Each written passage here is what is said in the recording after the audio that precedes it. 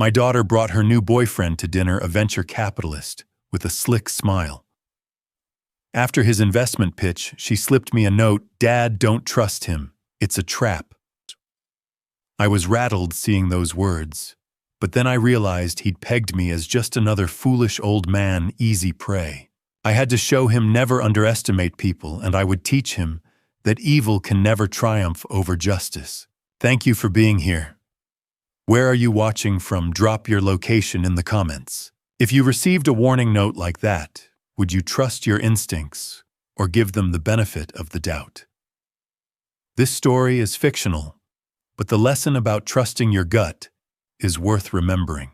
I've learned over the years that the most dangerous people often wear the warmest smiles. That thought crossed my mind as I sat across from Ethan Whitmore at Higgins' restaurant on a rainy Sunday evening in February, watching him charm my daughter with the kind of confidence that makes honest men uncomfortable. The restaurant hummed with Portland's dinner crowd, exposed brick Edison bulbs, the scent of wine and fresh bread. Rachel had chosen it for this introduction. Neutral ground, public, safe, or so she'd thought. "Mr. Sullivan, Rachel's told me so much about you." Ethan extended his hand across the table. 32 years old, tall, dark hair, charcoal suit that probably cost more than most people's rent. His grip was practiced, confident. Everything about him screamed success, everything except his eyes. When he thought no one was watching, they went flat. "Please call me Edward." I kept my smile easy. Retired cafe owner, harmless old man. That's what he needed to see. My daughter sat beside him, radiant in a burgundy dress. At 34, Rachel had built CyberShield from the ground up, a cybersecurity startup, 15 employees, growing fast. She'd inherited Catherine's brilliance and my stubborn determination. A dangerous combination when targeted by the wrong person. "This is Diana Foster." Ethan gestured to the blonde woman beside him. "She's been mentoring Rachel on business development." Diana leaned forward, warm and enthusiastic. "Your daughter is exceptional, Mr. Sullivan. We're so excited about CyberShield's potential." Hannah, one of Rachel's engineers, sat quietly at the end of our table. The server brought appetizers. I'd ordered the steelhead trout. Ethan dissected a charcuterie board with commentary about each cheese performance of sophistication. "So, Edward," Ethan said casually, "Rachel mentioned you own a cafe in Eastmoreland, beautiful neighborhood. Those homes must be worth quite a bit now." There it was. The first probe. Sullivan's Corner. Nothing fancy, coffee and pastries. Opened it 5 years ago after I retired. I waved dismissively. "You don't want war stories from a former paper pusher." Rachel shot me a quick glance. She knew I was deflecting. Rachel clearly got her business acumen from somewhere. Ethan smiled. "That house, Bybee Boulevard area. What's it appraised at? 1.5, 1.6 million. Diana jumped in. "Ethan, you're doing it again, talking real estate at dinner." She laughed. How he sees investment opportunities everywhere. "Speaking of which," Ethan pivoted to Rachel, pulling out his phone. "I've finalized the terms. $2.5 million for 30% equity in CyberShield." Rachel straightened. I watched the tension around her eyes. "Your trajectory is impressive," Ethan continued.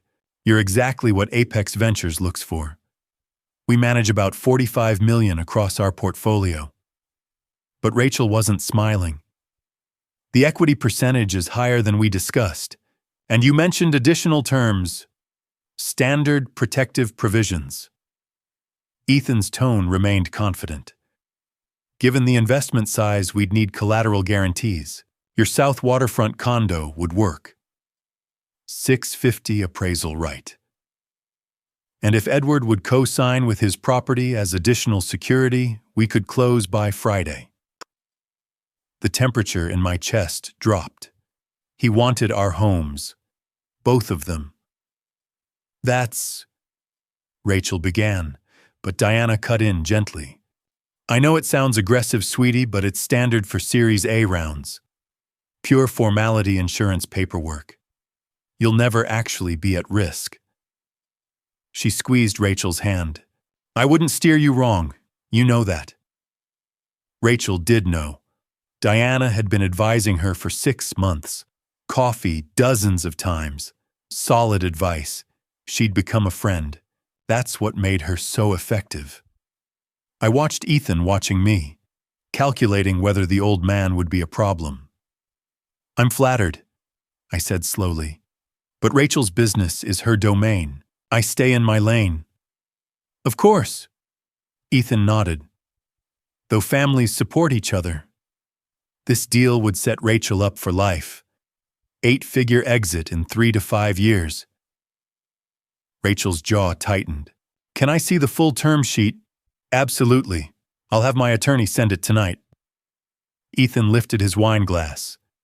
To new partnerships. Diana raised hers immediately. Rachel hesitated before joining.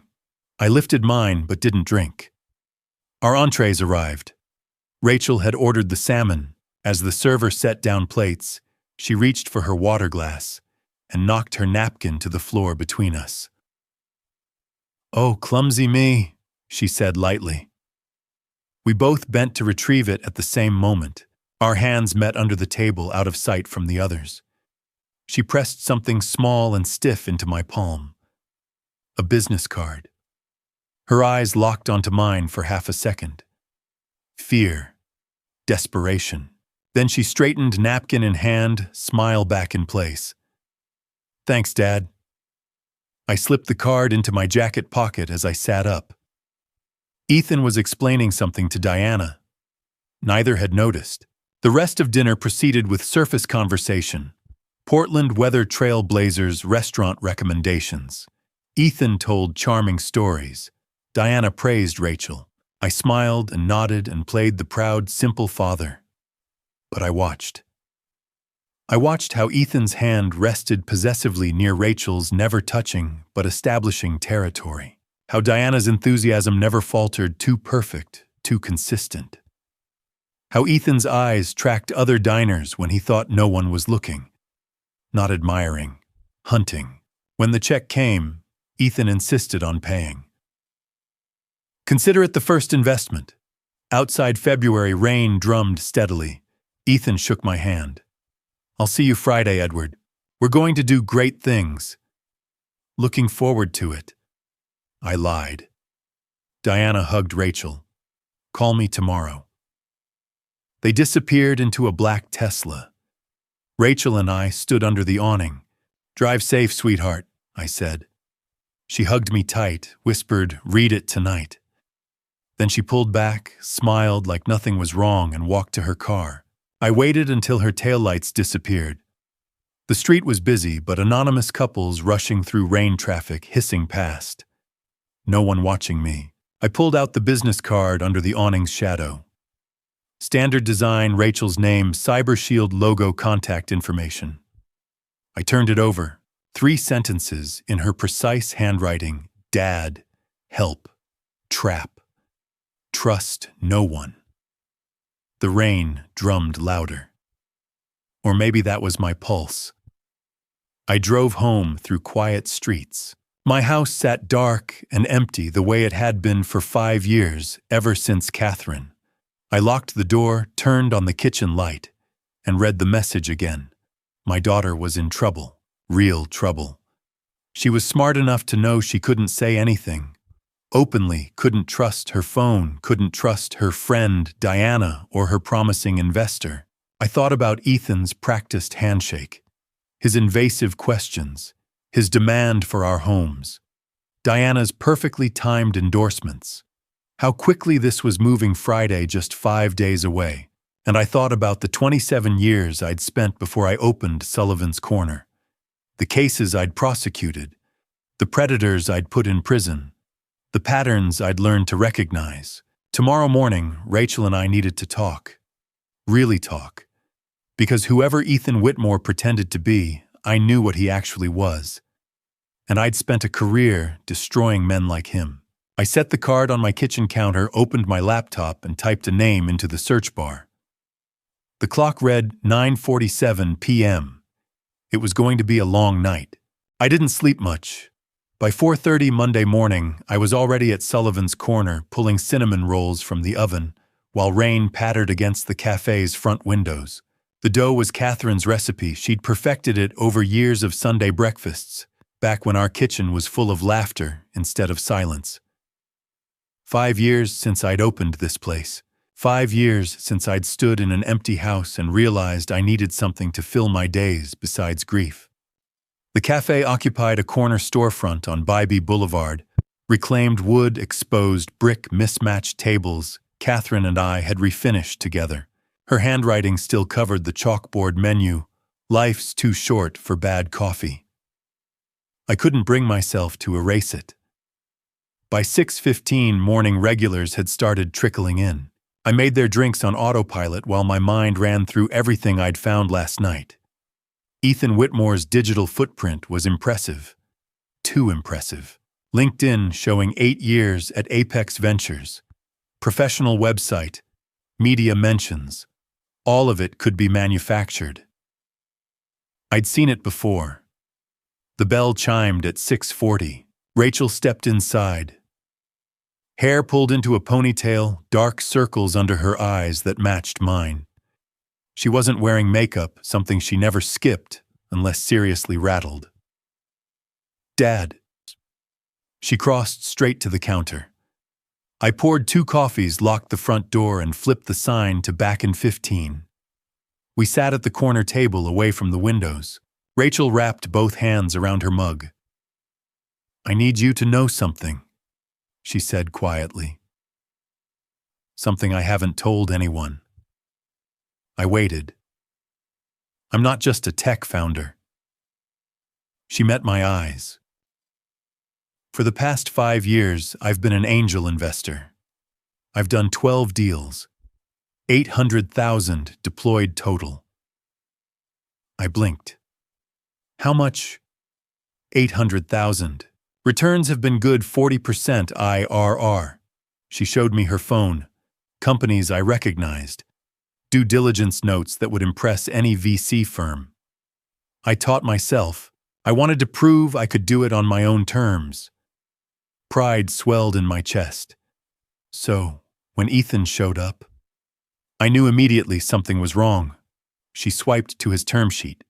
His clauses are illegal. Liquidation preferences that would give him control at 30%. Drag-along provisions forcing me to sell. And the collateral requirement, Dad, no real VC demands personal property. That's loan shark territory.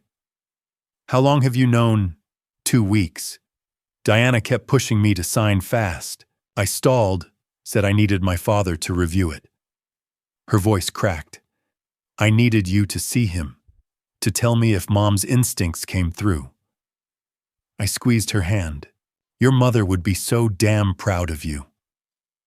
Rachel's eyes glistened. I miss her. Me too, sweetheart. Every day.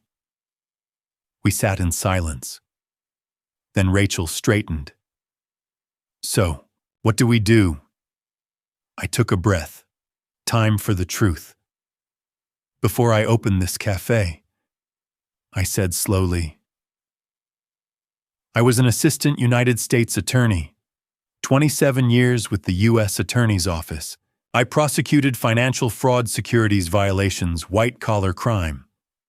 Rachel stared. You were a federal prosecutor. 289 cases, 87% conviction rate. I put away Ponzi schemers, investment fraudsters, men who looked exactly like Ethan Whitmore. I leaned forward. I retired in 2016 when your mother was diagnosed. She needed me home. We had 3 years before. I couldn't finish. Didn't need to. Why didn't you tell me? Because I wanted to be just your dad. When Mom died, I couldn't go back to that world. The cafe gave me something gentle, a way to wake up without drowning. But you never stopped being that person, Rachel said. Last night I saw it. You were reading him like a case file, old habits. I managed a small smile. And yes, I saw exactly what he is. A predator. Rachel pulled up her phone. I looked him up. There's almost nothing before 2018. Like he didn't exist. Name change. New identity. Classic pattern for someone running from prior fraud. I thought about my midnight research. I have contacts, FBI agents, lawyers, investigators. If Ethan has a history, we'll find it. What about Diana? Don't know yet. She could be a victim or part of it. Either way, we can't trust her. Rachel nodded. So what's the plan? I pulled out a notepad. You keep playing along, stall the signing without making him suspicious. Ask questions, request clarifications. Be the careful founder. While you make some calls, quietly. No one can know I used to be AUSA. If Ethan researches me, he needs to find a retired cafe owner. Can we stop him? I thought about 27 years building cases, predators crumbling under evidence they thought they'd hidden. Yes, I said. But we need to be smart, patient. He's good at this. Probably done it before. We move too fast, he'll disappear. We need an airtight case, then drop it all at once. Rachel's jaw set in that way that reminded me of Catherine. Tell me what you need. We spent 20 minutes mapping strategy. She'd respond to the term sheet tonight with questions. Schedule a call with Ethan for Wednesday. Keep Diana updated with cheerful enthusiasm. Meanwhile, I'd work in shadows. Finally, Rachel stood. Or normal Monday routine. Text me when you're at the office. I walked her to the door, kept my voice low. I need to make 3 calls. The clock is ticking. She squeezed my arm. Be careful, Dad. You too, sweetheart. And remember, if Ethan figures out we're investigating, you might be in real danger. These people don't like being cornered. He picked the wrong family. She hugged me tight, then stepped into the rain. I watched her car disappear down Bybee Boulevard before unlocking the cafe. The regulars filed back in the same faces, the same orders, the same small talk about weather and traffic. I smiled, poured coffee, rang up pastries. Just Ed Sullivan. Neighborhood cafe owner. Nothing special. But in my pocket I had 3 names written on the back of a receipt. Laura Bennett, FBI. Richard Fitzgerald, Securities Law. Andrew Bradford, Investigative Journalism. The clock above the espresso machine read 7:53. I needed to make 3 calls. The clock was ticking. The first call went out at 8:15 Tuesday morning, after I'd sent my part-time staff home early and locked Sullivan's Corner's front door. I sat in the back office surrounded by boxes of coffee beans and old tax files and dialed a number I hadn't used in 5 years. Laura Bennett answered on the second ring. Special Agent Bennett. Laura, it's Edward Sullivan. Silence. Then, Mr. Sullivan. My God, I thought, are you okay? I'm fine, but I need a favor. Her tone shifted immediately. Anything. Name it. I'd met Laura 19 years ago when she was a 29-year-old FBI agent assigned to one of my cases, a securities fraud prosecution that required complex financial analysis. She'd been sharp, relentless, hungry to learn. I'd mentored her through that investigation and 3 others afterward. Last I heard, she'd made senior special agent in the financial crimes unit. I need a background check, I said.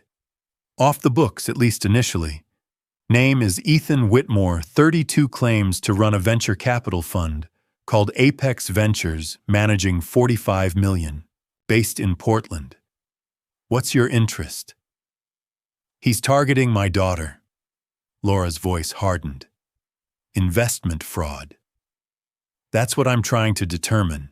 He's pressuring her to sign a deal that requires collateral her property and mine. The term sheet has clauses that look predatory. Timeline's aggressive. I need to know if he's done this before. Suku, give me 48 hours. If there's anything in the system, I'll find it. Laura, this stays quiet until we know more. If he's professional, he'll have monitoring on his name. Understood. And Ed. She paused. It's good to hear your voice, even if the circumstances suck. I smiled despite myself.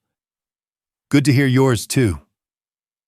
The second call went to Richard Fitzgerald at 9:30. His assistant put me through immediately.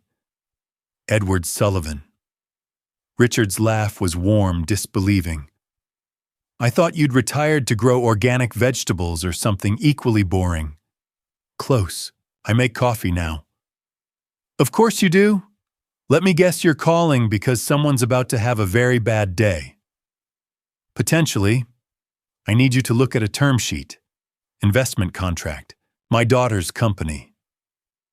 Richard's humor evaporated. Send it over. If you're concerned, I'm concerned. The investor claims to be legitimate VC, but the structure feels wrong. Liquidation preferences, drag-along provisions, personal collateral requirements. Jesus, that's not venture capital, that's extortion with paperwork. I heard typing. I'm clearing my afternoon.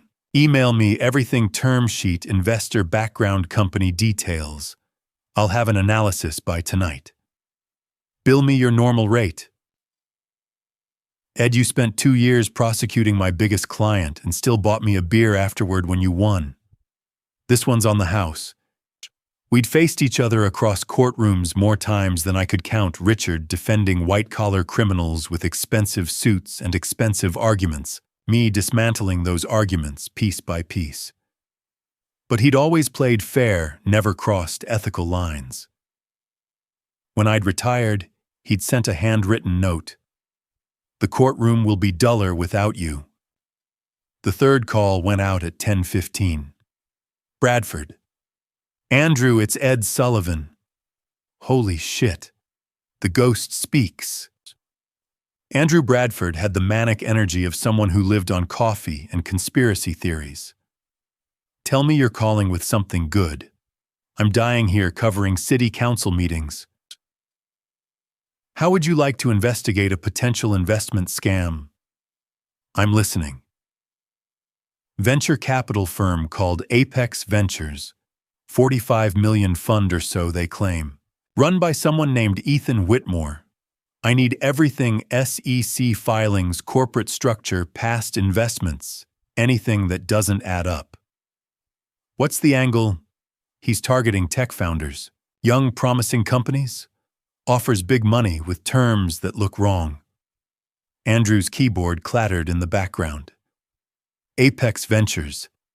I'm not seeing anything in the Business Journal archives. No press releases, no portfolio company announcements. For a $45 million fund, that's weird. They should be shouting from rooftops. Exactly. Give me a week. If this guy's dirty, I'll find the dirt. You've got 3 days. Even better. I love impossible deadlines. He paused. Ed, why do I get the feeling this is personal? Because you're a good reporter. Is Rachel okay? She will be. I hung up and stared at my phone. 3 calls. 3 people I trusted. 3 different angles of attack. Now I had to wait. That evening, Rachel texted me, date with E. Went fine. Got everything. I called her immediately. You're sure he didn't suspect? Positive. I played the eager founder. Asked about timeline, equity structure, collateral logistics. He ate it up. Her voice was steady, controlled. Dad, he's good. Charismatic patient always has an answer. If I didn't know better, I'd believe him. But you do know better. Yeah, and I have 47 minutes of recorded conversation proving he's pressuring me into a trap. Pride mixed with fear in my chest. Send me the file, encrypted. Already done. Dad, when he talked about the collateral, he smiled. Not a friendly smile, like he was imagining already owning our homes. My grip tightened on the phone. You did good, sweetheart. Now we wait for the FBI. Laura called Thursday morning at 6:43. I was opening the cafe, still half asleep. Ed, we need to talk. I locked the door again. What did you find? Ethan Whitmore doesn't exist before 2018. Not in any meaningful way. But Ethan Morgan, that's a different story. My pulse quickened. Go on. Legal name change filed in Nevada, March 2018. Before that, Ethan Morgan was a person of interest in an investment fraud case out of San Francisco. 2017 to 2018. Target was a young tech founder named Sarah Morrison and her father James. They lost $5 million. Criminal charges. Never filed.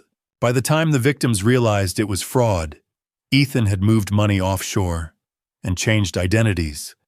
Sarah's father, James Morrison, had a fatal heart attack 6 months after they lost everything.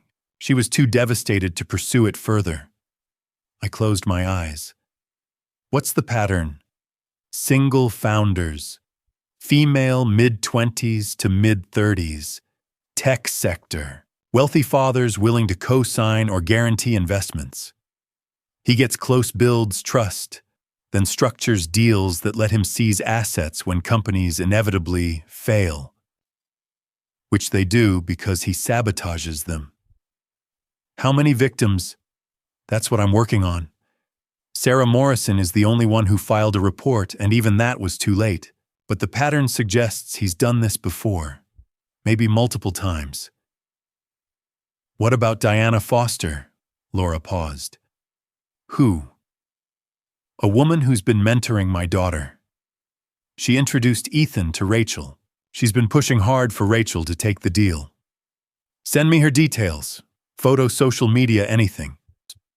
I pulled up Rachel's Instagram on my laptop, found a photo from 3 months ago, Rachel and Diana at a coffee shop, both smiling. I forwarded it. Laura's sharp intake of breath came through the line. Ed, this woman, I need to run facial recognition. If she's part of his operation, then Rachel's surrounded. I'll call you back in an hour. She hung up. I sat in the dim cafe, the FBI report glowing on my laptop screen. Ethan Morgan, $5 million. A man who died from a broken heart after losing everything. And Diana Foster, who'd spent 6 months earning my daughter's trust, steering her directly into Ethan's trap. I pulled up Diana's photo again. Blonde, warm, smile, friendly eyes. The kind of person you'd trust with your secrets. If Diana endorsed Ethan this strongly, who was she really working for? Rachel called me Friday afternoon, her voice tight with controlled anger. Dad, Diana Foster didn't exist before last year. I set down the espresso cup I'd been cleaning. What do you mean? Her entire digital presence, social media, professional networks, business profiles, everything was created in early 2023. March through April. She was typing as she talked. I ran reverse image searches on her photos. Nothing. She materialized out of thin air. My pulse quickened. Business registrations. Diana Foster Consulting filed March 2023. Virtual office address. Dad, she's not real. Diana Foster is a persona. Can you dig deeper? Already on it. I texted Laura. Rachel confirmed Diana equals fake identity. Created 2023. Her reply, working on it. We'll call tomorrow. Saturday morning, Rachel texted at 9:47, Dad. Call me. Now. I locked the cafe door and dialed. I found it. Rachel's voice shook with fury. Clark County, Nevada. Marriage license database. Public records. Found what? Ethan Whitmore got married in June 2021, Las Vegas. The bride was Melissa Whitmore. My stomach dropped. Diana. That's her legal name. I found the certificate, date efficient, everything. Dad, they're married. They've been running this scam together. 30 seconds later, my phone lit up. Official Clark County document. Bride Melissa Whitmore. Groom Ethan Whitmore. Date June 15, 2021. The woman who'd befriended my daughter over coffee, who'd given her business advice, who'd enthusiastically endorsed her own husband's predatory scheme. Rachel, are you somewhere safe? I'm at home. Door-locked security system on. I forwarded everything to Laura. She paused. If they're married, this isn't just fraud. This is organized crime. I know, sweetheart. Andrew Bradford's email arrived Sunday morning at 6:15. Apex Ventures equals Ghost Company. Ed, you were right. Apex Ventures is a shell. Website domain registered 2020. 0 CC filings. No Form D, no Form ADV. A legitimate $45 million fund would have extensive regulatory paperwork.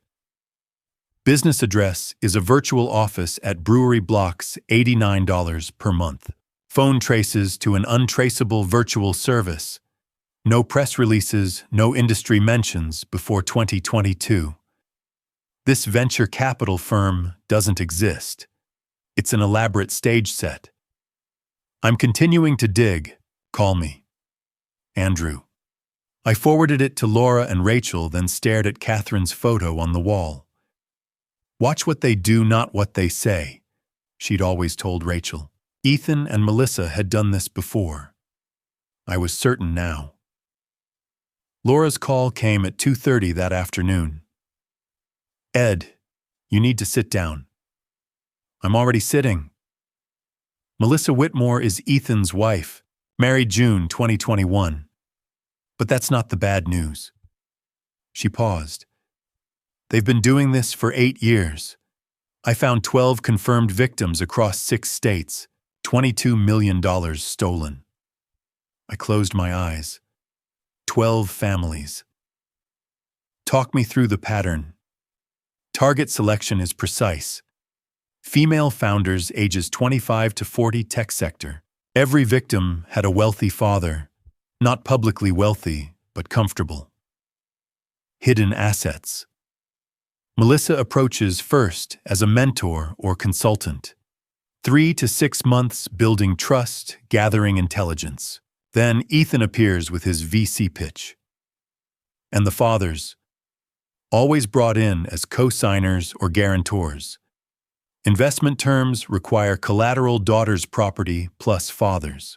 When companies fail because Ethan sabotages them, collateral is forfeit. Money moves offshore through shell companies. By the time victims realize it's a scam, they've disappeared. Name changes, new city, new victims. I thought about families destroyed. Give me examples. Sarah Morrison, 26, San Francisco, 2017 to 18. Father James, 59. Lost $3.1 million. James died of a heart attack 6 months later. Sarah was too traumatized to prosecute. Next. Jennifer Torres, 28, Austin, 2019. Father Carlos, 62. Lost $2.4 million. Carlos filed bankruptcy. And third, Amanda Richardson, 32, Denver, 2020 to 21. Father Robert, 67. Lost $4.2 million. Amanda hasn't spoken to her father in 3 years. The guilt destroyed their relationship. 12 daughters who'd trusted the wrong people. 12 fathers who'd lost everything. Ed, there's something else. A few victims mentioned a name, Victor Castellano. Possible connection to a larger network operating in 15 states. I pulled up the marriage license screenshot. Ethan and Melissa Whitmore smiling in a Las Vegas chapel, June 2021. 2 years of marriage. 8 years of destroying families together. Laura, I need everything. Victim statements, financial records, property transfers, shell company structures, every scrap of evidence. You're building a case. I spent 27 years as a federal prosecutor. I know how to build a case. I studied the certificate on my screen. If they're this organized, multiple identities, offshore accounts, shell companies' repeated pattern across state lines, this isn't just fraud. What are you thinking? I thought about the RICO cases I'd prosecuted, criminal enterprises, pattern of illegal activity through a continuing organization, 2 people, 8 years, 12 victims, $22 million, interstate operation. This is RICO, I said quietly. Federal conspiracy, organized crime. Laura was silent. Then, if you're right, we're talking 20 years minimum. Per count. They've destroyed 12 families. 1 man is dead. I looked at Catherine's photo. We're going to stop them. Permanently. If Rachel is their next target, if they realize you're investigating, I know. We move carefully. Build the case airtight before they suspect. I glanced at the calendar. Friday was the signing meeting. 5 days. How fast can you pull together victim documentation? 72 hours, maybe less. After we hung up, I sat in the quiet cafe and thought about the 2 predators circling Rachel. Ethan with his practiced handshake. Melissa with her warm smile and carefully constructed friendship. They'd spent 8 years perfecting their system, identifying targets, building trust, stealing everything, disappearing. But they'd made one mistake. They'd chosen the wrong family. I pulled out my notepad and started writing. Victim names, amounts, dates, patterns, 12 families, $22 million, 8 years. This was RICO, federal conspiracy, and I was going to destroy them. Richard Fitzgerald's office occupied the 19th floor of a glass tower in downtown Portland, floor-to-ceiling windows overlooking the Willamette River. The conference room table was buried under documents, FBI reports, term sheets, victim statements, financial records.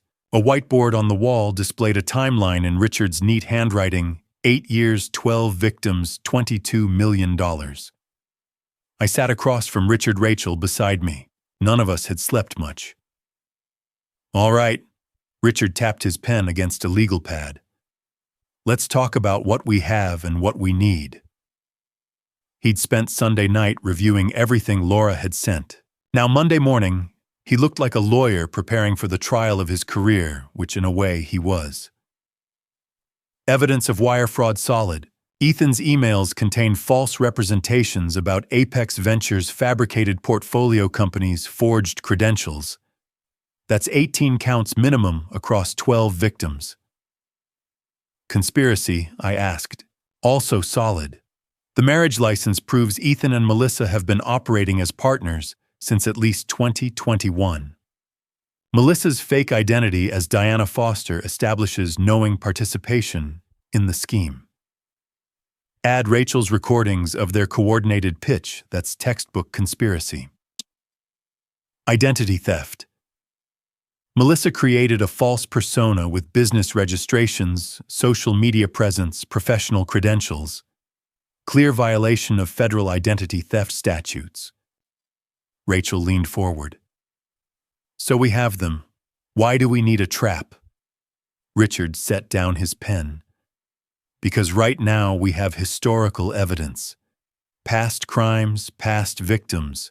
To make a RICO case stick, to prove this is an ongoing criminal enterprise, we need to catch them in the act. Real-time predicate offenses. And financial crimes aren't enough, Rachel asked. They are technically, but… Richard glanced at me. Ed, you prosecuted RICO cases. Tell her. I thought about the mobsters I'd put away. The organized fraud rings, the networks that had seemed untouchable until we found the right leverage. RICO requires a pattern of racketeering activity, I said. Minimum 2 predicate acts within 10 years. We have that. But the strongest RICO cases, the ones that get 20-year sentences that survive appeals, involve serious crimes. Violence, extortion, attempted harm. I met Rachel's eyes. If we can prove Ethan and Melissa are willing to hurt people to protect their operation, we don't just have fraud. We have a violent criminal enterprise. You think they'll try something? They've been doing this for 8 years. They've stolen $22 million. They know how to identify threats and eliminate them. I paused. One victim's father died of a heart attack. Another victim attempted…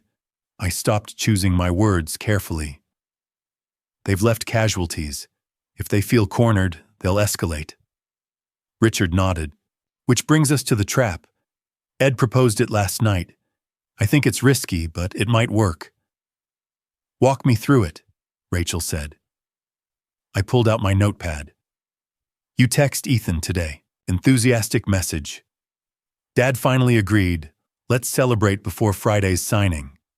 Suggest dinner tomorrow night, Tuesday. High-end restaurant, public place. You, me, Ethan, Melissa. Like the first dinner. Exactly.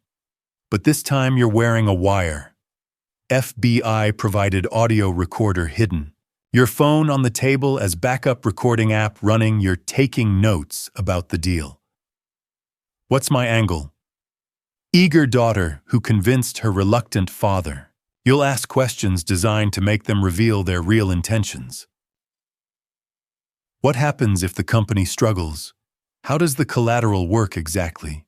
Have you done deals like this before? Richard interjected. The goal is to get them discussing their actual plan, seizing your assets, sabotaging the company. If we're lucky, they'll reference past victims. Anything that establishes pattern and intent. And if they try something? Rachel asked quietly.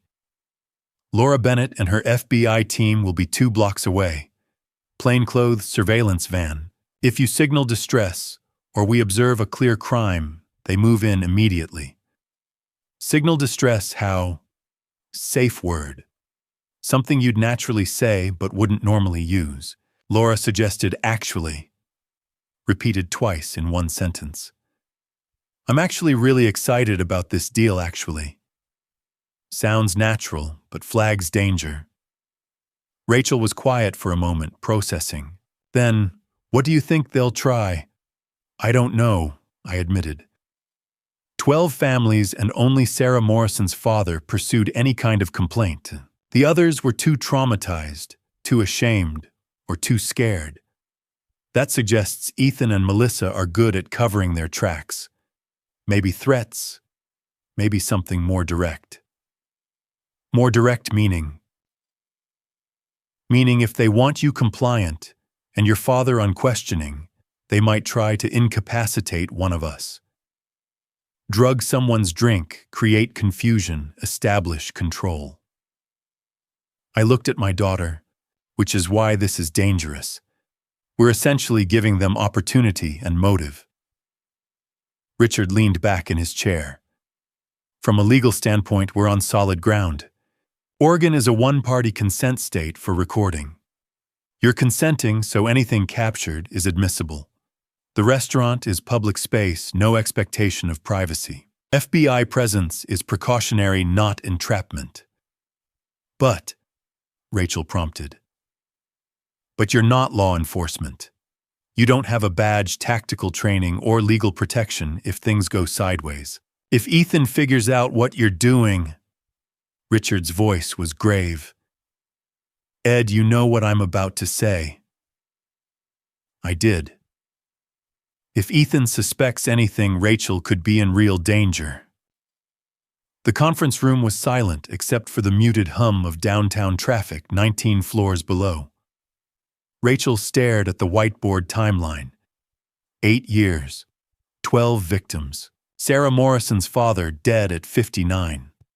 Amanda Richardson estranged from her family for 3 years. Jennifer Torres, whose father declared bankruptcy. They've done this 12 times, Rachel said finally. 12 families destroyed. And they were going to make mine number 13. She turned to me. Dad, I'm not backing down. I can do this, Rachel. I've spent 6 months with Melissa. I know how she operates. I've watched Ethan pitch. I know his tells, his rhythms, his pressure tactics. Her voice was steady, controlled. I've negotiated 50 term sheets. I've handled aggressive VCs, predatory investors, founders trying to manipulate me. I can play this role. This isn't a negotiation. These are criminals. I know. Which is why I'm the only one who can bait the trap. She met my eyes. You taught me to think strategically, to assess risk, to protect what matters. She gestured at the documents covering the table. This matters. Stopping them matters. Making sure they never do this to another family matters. I thought about Catherine, about the values we'd tried to instill in Rachel: courage, justice, protecting the vulnerable. I'd spent 27 years putting predators in prison. Now my daughter wanted to help me catch 2 more. But the predators I'd prosecuted had never been targeting my child. Richard's phone buzzed. He glanced at it. Laura's outside. I asked her to join us for the technical planning. All ready? Rachel asked. If we're doing this tomorrow night, we need today to prepare. Wire fitting, safe words, contingency protocols, surveillance positioning. Richard stood.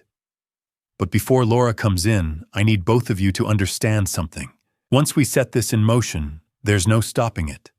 Rachel will be exposed. If Ethan and Melissa realize what's happening, they could run, destroy evidence, or hurt Rachel. I finished. Yes. I looked at my daughter. 34 years old. Brilliant, capable, determined. The little girl who used to beg me for bedtime stories about courtroom victories had grown into a woman willing to face down criminals to protect her family. Are you absolutely sure you can do this? I asked. Rachel's jaw set in that way that reminded me so much of Catherine, the expression that meant she'd already made up her mind and nothing would change it. Dad, I've closed 50 term sheets. I can handle 1 con artist. The restaurant was the kind of place where entrees cost $50, and the wine list required a sommelier. Dim lighting, white tablecloths. A corner booth Ethan had specifically requested, secluded enough for private conversation, public enough to seem legitimate. I felt the wire taped against my ribs beneath my shirt. FBI provided smaller than a breath mint, transmitting everything to Laura's team 2 blocks away. Across from me, Rachel wore hers, hidden in a pendant necklace. To anyone watching, we were a father and daughter celebrating a business deal with her investor and his colleague. Only we knew we were walking into a trap we'd set ourselves. Melissa Diana, as Rachel still called her, sat to my left, warm and enthusiastic as always. Ethan sat across from her beside Rachel, his charming smile never quite reaching his eyes. So, Friday at 2 p.m., Ethan said, cutting into his steak. My office, 18th floor, brewery blocks. Bring your ID, Edward. We'll need it for the notarization. Of course. I played the eager father. I'm just grateful Rachel has someone like you backing her vision. Cyber Shield is special. Rachel's special. He turned to my daughter. Your attorney should have the final documents by Thursday morning. Timeline's tight, but we want to close before another fund tries to poach you. Rachel nodded, playing her part perfectly. I'm ready. Dad and I both are. Melissa raised her wine glass. To new partnerships, and to fathers who support their daughters' dreams. We all drank. The wine was excellent, a Willamette Valley Pinot Noir, that probably cost more than I made in a day at Sullivan's Corner. You know, Ethan said casually, turning to me, you must have done quite well in your corporate days. That neighborhood Eastmoreland isn't exactly entry-level. I shrugged, playing modest. Careful saving, lucky timing on some investments. Modest. Ethan's smile widened. That area's been appreciating 20% annually. Your home alone must be worth what, 1.6 million. Here was the moment. The bait Richard and I had planned. Well, between my late wife's life insurance, some family inheritance, and those lucky investments, I paused as if embarrassed. Let's just say I'm comfortable. Maybe 7.2 million liquid, give or take. Ethan and Melissa exchanged the briefest glance. Greed naked and raw before their masks snapped back into place. That's wonderful, Melissa said warmly. Financial security at your age, that's the dream. Our entrees arrived. The waiter made a production of presenting each plate, grinding fresh pepper, refilling water glasses.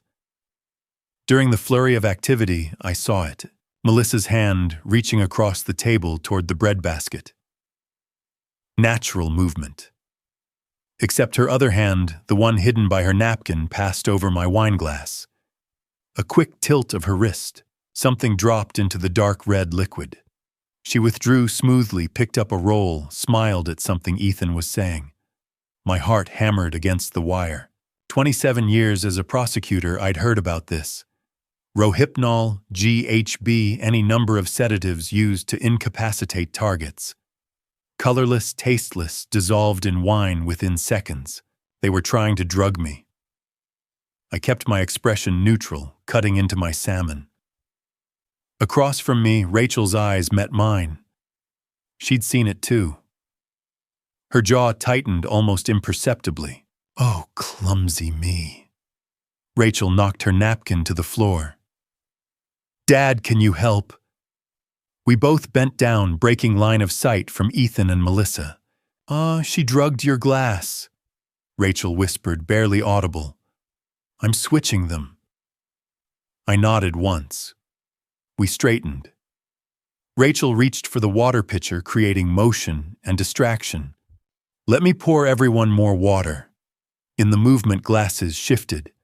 Rachel's hand passed over mine, sleight of hand smooth. When the motion stopped, my wine glass sat where hers had been. The tainted glass now sat in front of my daughter, who would not drink from it. Thank you, sweetheart. I lifted my glass, Rachel's clean one, and took a deliberate sip. Melissa watched me. Waiting. 20 minutes later, right on schedule for Rohypnol's onset, I let my words slur slightly. Wow, this wine is strong. Edward, are you all right? Melissa's voice dripped with false concern. I blinked, shook my head as if clearing it. I'm fine. Must have eaten too fast.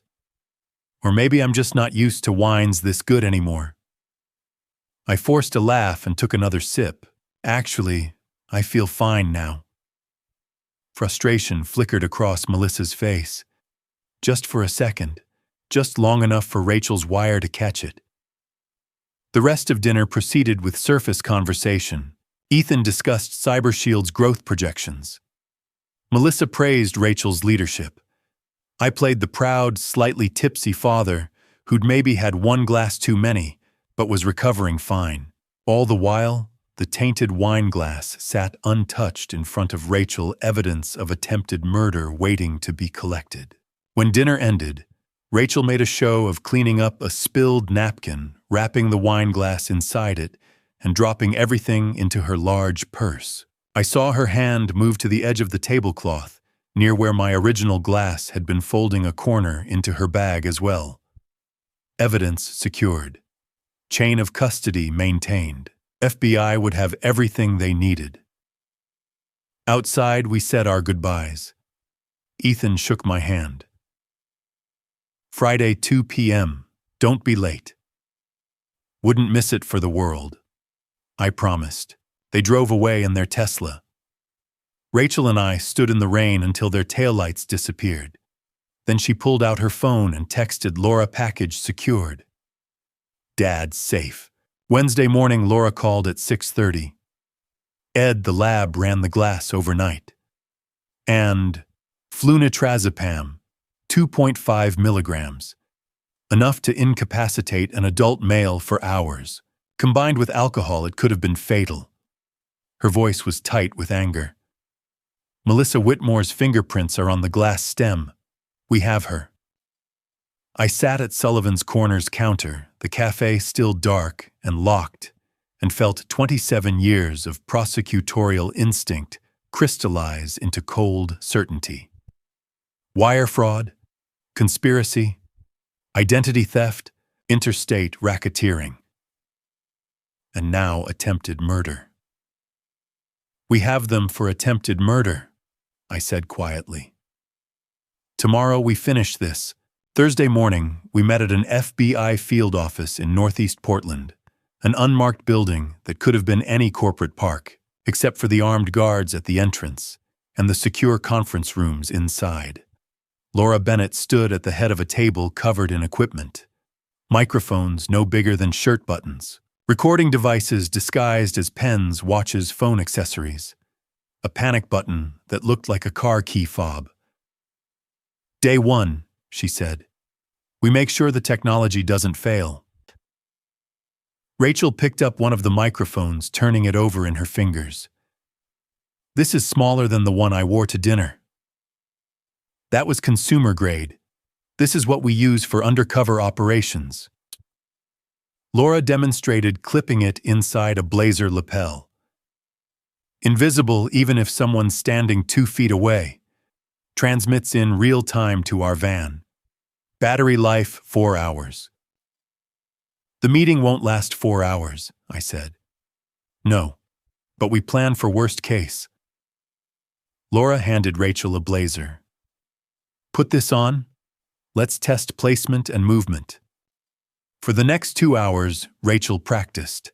Walking, sitting, gesturing, making sure the microphone stayed hidden and the audio stayed clear.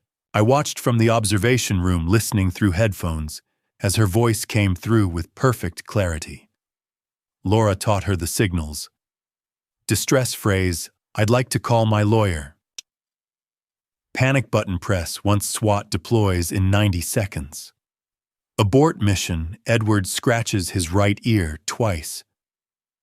What if Ethan asks to see my phone? Rachel asked. Recording app looks like a clock widget.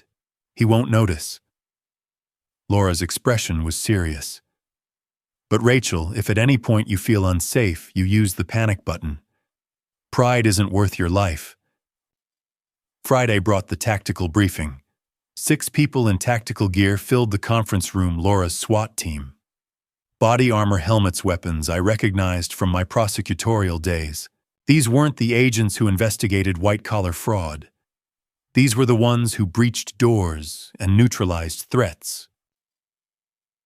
Brewery blocks, 1800 block Northwest 13th. Laura said, pulling up building schematics on a screen. 18 floors. Suite 1804. 2 exits, main elevator and fire stairs on the east side. One of the SWAT agents, Torres, according to his name tape, pointed at the floor plan. Glass walls here. If we see a weapon or imminent threat, we go loud immediately. Otherwise, we wait for the signal. What's the signal? Rachel asked. You say, I'd like to call my lawyer. Or you press the panic button. Or we lose audio for more than 15 minutes and can't re-establish contact. Where will you be? 2 blocks away. Northwest 11th and Everett. Van looks like a plumbing contractor.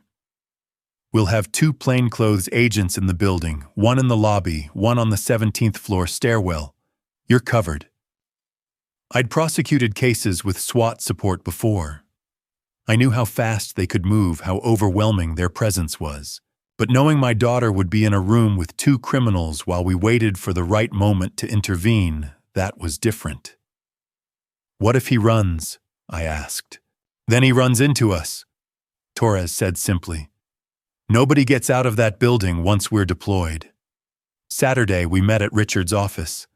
The conference table looked like a war room. Marriage license blown up to poster size. Ethan Whitmore and Melissa Whitmore, June 15, 2021. Victim list 12 names with dates and amounts. Toxicology report. Melissa's fingerprints circled in red. Audio files queued on a laptop ready to play. "This is what you'll present," Richard said, handing me a leather portfolio. Order matters. Start with the marriage license establishes the conspiracy. Then the victim pattern establishes RICO enterprise. Then the toxicology report proves violent intent. Then the recordings lets them hang themselves. I reviewed each document, my prosecutor's brain automatically organizing the narrative. Hook evidence pattern conclusion. I'd done this 289 times before, but never with my daughter as the bait. "When do I reveal my identity?" I asked. "After Rachel's initial questions," Richard said. "Let her establish that she knows something's wrong. Then you drop the hammer." "I'm not just a cafe owner. I'm Edward Sullivan, retired assistant U.S. attorney." Watch their faces. That's when they'll realize the trap. What if they lawyer up immediately? They will. Doesn't matter. By then the FBI will be in the room. They can't unincriminate themselves. Richard leaned back in his chair. "Ed, this is the strongest case I've ever seen. Wire fraud, conspiracy, identity theft, attempted murder, RICO. You've built something prosecutors dream about. I just want my daughter safe." "She will be. We'll make sure of it." Sunday evening, Rachel came to my house in Eastmoreland. We sat at the kitchen table, the same table where Catherine and I had shared breakfast for 30 years, where Rachel had done her homework as a kid, where I'd told my daughter her mother was gone. "Dad, what if I freeze?" Rachel's hands wrapped around her coffee mug, knuckles white. "What if seeing them face to face makes me forget everything we planned?" I thought about Catherine, about the night before my biggest trial, a $120 million Ponzi scheme, 200 investors destroyed, when I'd sat at this same table paralyzed with doubt. Catherine had made me tea, sat across from me. Let the silence settle before she spoke. "Ed, you have the truth. They have lies. The truth doesn't need theatrics. It just needs to be spoken." She'd called truth the best armor. Nothing could penetrate it. I told Rachel that story now. "Your mother faced something scarier than Ethan Whitmore. Cancer. 3 years of fighting something she couldn't negotiate with or outsmart. And she taught you how to face hard things. I miss her. Me too. Every day." I reached across the table, took Rachel's hand. "But she's in this with us. Her wisdom, her courage. You're not performing tomorrow. You're not pretending. You're revealing what is." Ethan and Melissa have built 8 years of lies. All you have to do is tell the truth, and their entire structure collapses. Rachel was quiet for a moment. Then she squeezed my hand. "Mom's armor. The best there is." We spent the next hour rehearsing. I played Ethan, then Melissa. Rachel practiced her questions, her reveals, her responses. By the time she left at 10 p.m., her hands were steady. Monday, March 4th, 1:45 p.m. I drove us to the Pearl District in my Honda Accord. We parked 3 blocks from Brewery Blocks, far enough that the SWAT van wouldn't be visible, close enough to walk. The building was all glass and steel, 18 stories of corporate ambition. I felt out of place in my cafe owner clothes, khakis, and a button-down nothing like the suits I'd worn in courtrooms decades ago. We rode the elevator in silence. 15 floors, 16, 17. Rachel's hand found mine. Squeezed once. 18. The doors opened. Down the hall, glass doors etched with Apex Ventures. Through them, I could see Ethan's office, the stage he'd built for this con. Rachel looked at me, her mother's determination in her eyes. This is it. Still here, comment justice below, so I know you're riding this out with me. Before we move forward, this story blends factual patterns with fictional details for impact. If you'd rather skip ahead, no hard feelings, exit now. But if you want to witness what happens when predators underestimate a retired prosecutor, keep watching. The confrontation is next. The office was all glass and false promises. 18th floor corner suite with Pearl District views stretching to Powell's Books and beyond. Ethan's desk sat against floor-to-ceiling windows, sleek and impersonal rented furniture for a rented identity. Fake diplomas hung on the walls, MBA from Stanford Venture Capital Industry Awards. Photos with tech founders who probably didn't know their images had been stolen. Nicole Brennan, 26, and fresh out of law school, bustled around a conference table arranging signature pages and notary stamps. She smiled at us, friendly professional, completely unaware she was working for criminals. Mr. Sullivan, Miss Parker, welcome. Ethan stood, extending his hand. $2,000 suit, practiced smile, the confidence of a man who thought he'd won. Let's make this official, shall we? Melissa, still playing Diana Foster, sat in a chair by the window, radiating supportive warmth. Rachel, this is so exciting. I'm so proud of you. I felt the wire against my ribs, transmitting everything. 2 blocks away, Laura Bennett and her SWAT team listened to every word. In my jacket pocket, Rachel's evidence tablet held 289 cases worth of prosecutorial experience compressed into one devastating presentation. Coffee, Nicole offered, pouring from a carafe. Playing the perfect assistant, unknowingly serving refreshments at a crime scene. Thank you. Rachel's voice was steady, controlled. She'd inherited Catherine's ability to stay calm under pressure. Before we sign, I have questions about Clause 7.3. Ethan settled into his chair, spreading hands magnanimously. Of course. What concerns you? This liquidation preference. Rachel tapped the document. It gives you controlling rights even at 30% equity. That's unusual. Standard protective provisions. And the drag-along clause. It forces me to sell if you find a buyer regardless of my wishes. Why would I agree to that?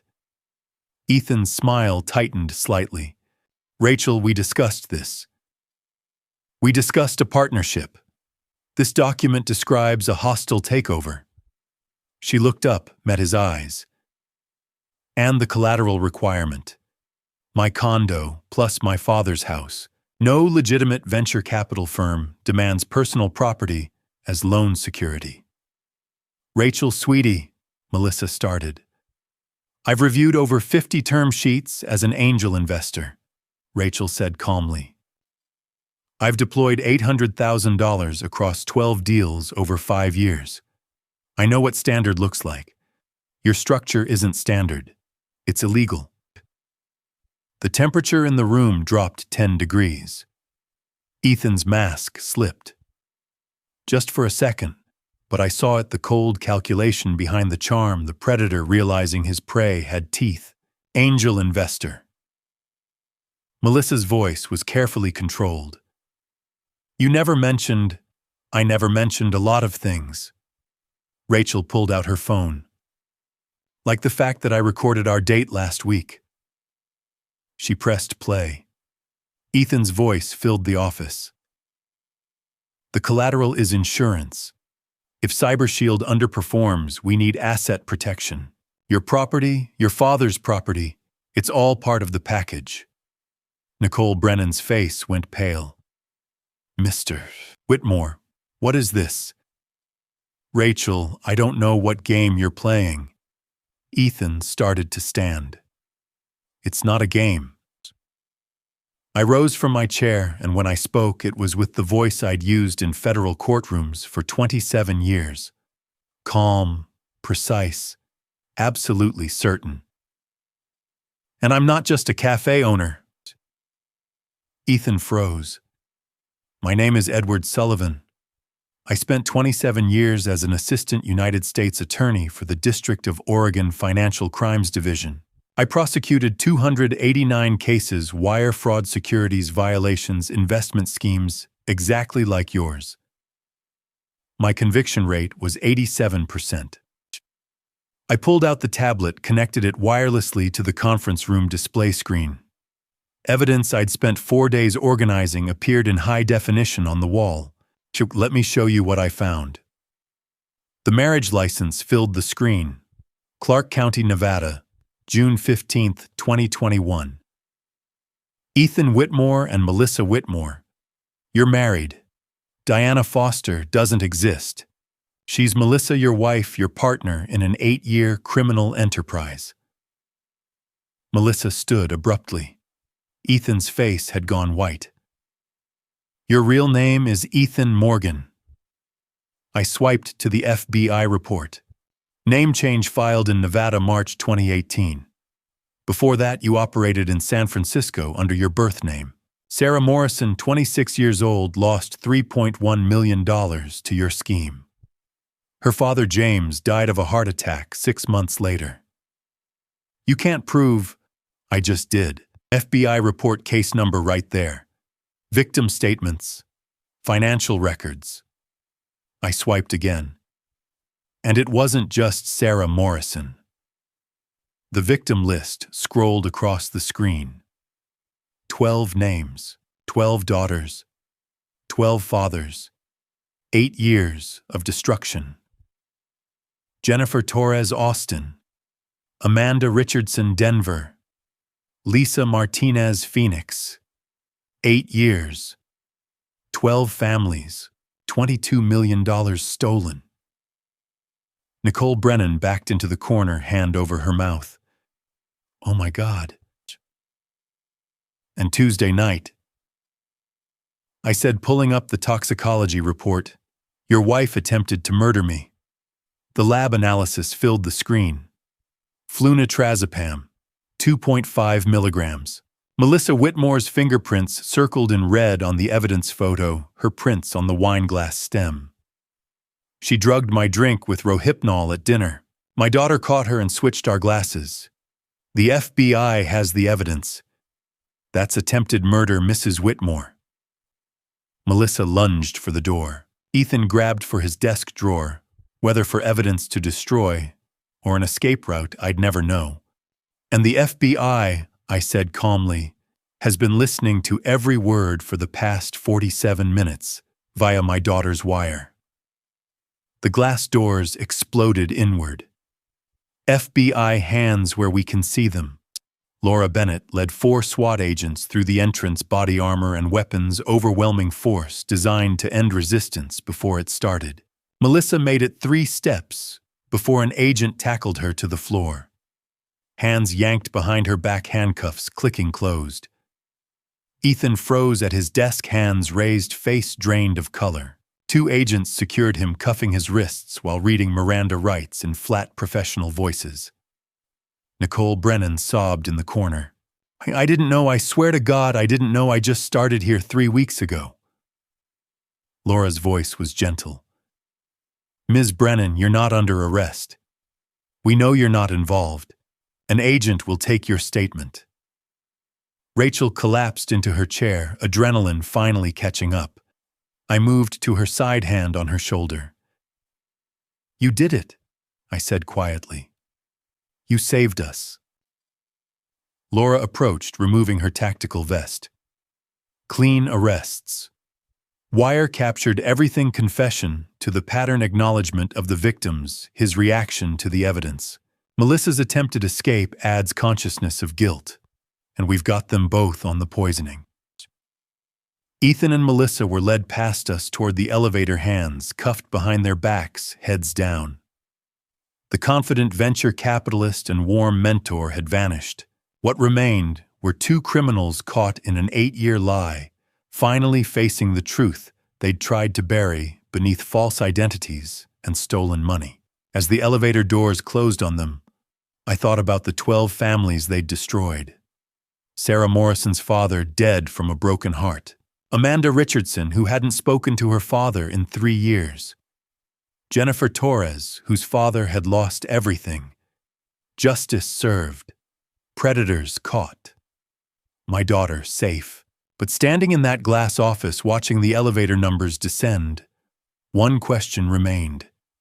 How many others like them are still out there? Andrew Bradford's story broke 48 hours after the arrests. I was opening Sullivan's Corner when my phone lit up with texts, Rachel, Laura, Richard, all sending the same CBS News link.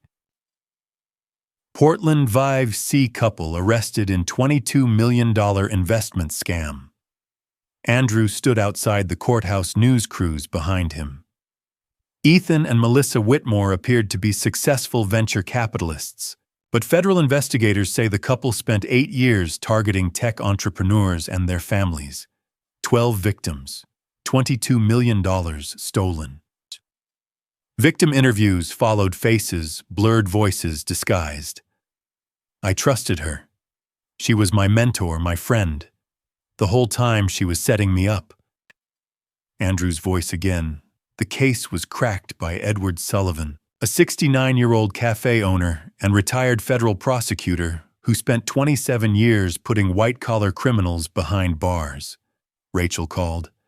They're calling you a hero. I looked at my empty cafe, Catherine's handwriting still on the chalkboard. I'm just a father who protected his daughter. By Wednesday afternoon, the FBI hotline was flooded. Laura called, exhausted. Ed, 6 more victims came forward. Seattle, San Diego, Chicago, Boston, Dallas, Miami. Another $6 million. We're up to 18 victims, total $28 million. 18 families. $28 million. 3 victims mentioned a name, Victor Castellano. Laura continued. We think there's a bigger network. 15 states, maybe 50 million or more. Ethan and Melissa might be middle management in something larger. The cafe felt too small. This could be the biggest RICO case in a decade. Exactly. Over the next 2 weeks, Laura interviewed the new victims. She asked me to sit in my prosecutor's experience reading people-building narrative. Robert and Helen Martinez, both 70s, sat across from us. Helen's hands trembled. Our daughter had a Seattle startup, Robert said. We put up our retirement $2.4 million, 40 years of saving. Now Helen works part-time at a grocery store, at 73. Patricia Johnson came alone. 45, single mother, 2 decades of working 2 jobs. 1.8 million, my granddaughter's college fund, gone. She stared at the table. I survived poverty to give my family a chance. These people weaponized that love. David Brown, 62, cancer survivor. I beat death, put my settlement $2.1 million into my daughter's startup. They didn't just take money, they broke my family. My daughter won't speak to me now. 18 stories, 18 families destroyed. In April, the grand jury convened. Michelle Warren, my former trainee, now senior AUSA, led the prosecution. She called me twice during evidence presentation, asking about RICO frameworks I'd used decades ago. The indictment came down Thursday, 47 counts. 18 wire fraud, 12 conspiracy, 8 identity theft, 5 money laundering, 2 attempted murder, the poisoning attempt on me. 2 RICO counts, the federal hammer that meant decades behind bars. The bail hearing lasted 30 minutes. Michelle stood before Judge Thomas Chambers. Your Honor, the defendants have sophisticated identity fraud capabilities. Melissa Whitmore operated under at least 4 aliases. They have offshore accounts in 3 countries. They attempted to murder a witness. Defense argued weak community ties, no prior convictions. Judge Chambers wasn't impressed. Bail denied, significant flight risk and danger to witnesses. Ethan and Melissa were let out in orange jumpsuits, shackled. The confident VC and warm mentor were gone. Only 2 criminals facing life in federal prison remained. That evening, Rachel came to my house. We sat at the kitchen table, Catherine's photo watching from the wall. Rachel stared at untouched coffee. "Dad, I brought them into our lives." Rachel. "Those 6 new families. Emily's grandmother at 73. Patricia's granddaughters. If I'd seen the signs earlier." "Stop." I took her hand. "You did see them. That's why you passed me the note. Why you recorded Ethan. Why you swapped glasses when Melissa drugged me. But if I'd acted sooner, 18 families could have been 50. You drew the line, sweetheart." I squeezed her hand. Survivor's guilt is natural. But guilt belongs to them, not to the person who stopped them. Rachel's eyes filled. "I keep thinking about Patricia's granddaughters. Helen working at a grocery store." "I know." I looked at Catherine's photo. "Your mother said bearing witness to suffering is part of justice. We don't look away. We remember. And we make sure those who caused it face consequences. 47 counts. They'll spend their lives in prison because you were brave enough to ask for help." Late April, Laura called as I closed the cafe. "Ed, this is bigger than we thought. Michelle Warren wants you to consult on trial prep." I locked the door. "Consult how? Expert witness on RICO, case strategy, jury selection." Michelle said, I'm quoting, "I want Ed Sullivan's brain in the war room."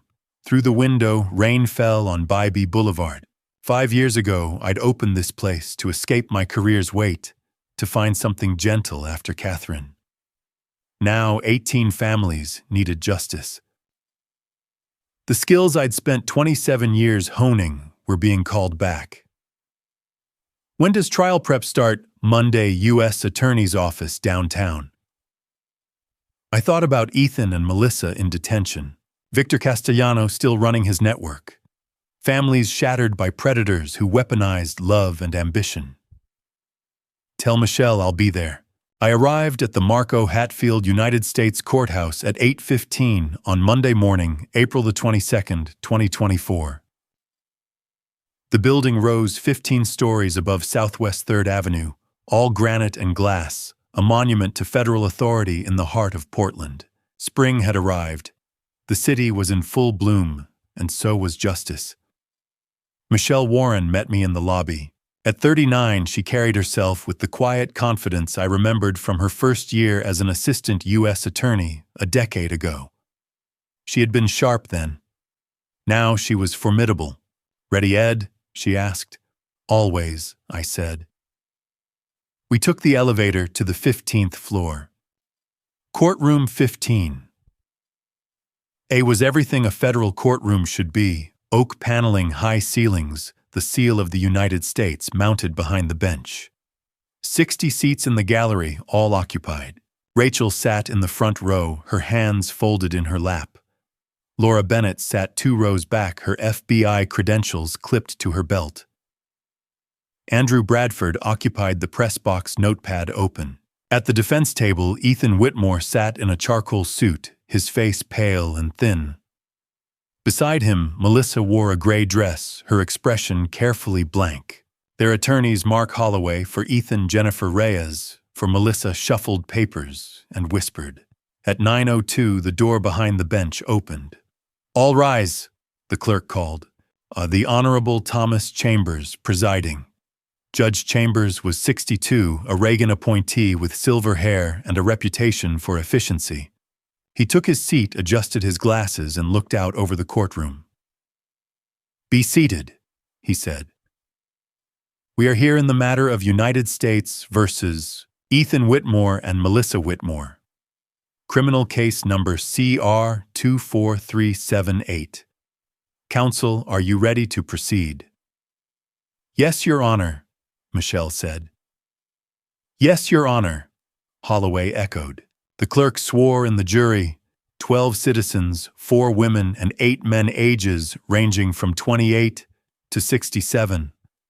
An engineer, a teacher, 2 nurses, an accountant, a retired postal worker, ordinary people asked to weigh extraordinary crimes. Michelle rose for her opening statement. Ladies and gentlemen of the jury, she began. Over the next 4 weeks, you will hear evidence of a crime that spans 8 years, 8 states, and 18 families. You will hear how the defendants Ethan Whitmore and Melissa Whitmore weaponized hope. They targeted young women who dared to dream, who built companies and sought investment. They posed as venture capitalists. They demanded collateral not just from the founders, but from their fathers. And when those fathers signed, the defendants stole everything. She walked to the evidence table and lifted a poster board. 18 faces stared out, founders and fathers, mothers and daughters. $28 million. Michelle continued.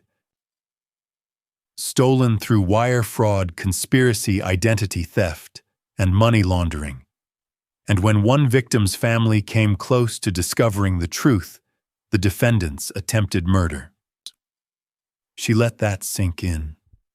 You will hear from FBI agents who traced the money through shell companies in the Cayman Islands, the British Virgin Islands, and Delaware. You will hear from toxicology experts who analyzed a wine glass laced with a dangerous sedative.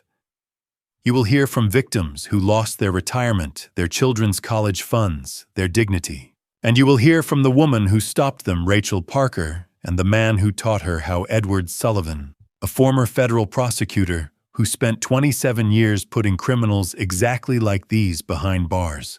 Michelle returned to her table. At the end of this trial, she said, I will ask you to return guilty verdicts on all 47 counts. Thank you. Mark Holloway stood. He was tall, 50, expensive suit. Ladies and gentlemen, he said, the government wants you to believe my client is a criminal mastermind. The truth is simpler. Ethan Whitmore made bad business decisions. Startups fail. Investors lose money. That is not fraud, that is capitalism. Ms. Parker is a sophisticated angel investor with $800,000 deployed across 12 deals. She knew the risks. The FBI's investigation was overzealous, driven by a retired prosecutor with an axe to grind. Jennifer Reyes was next.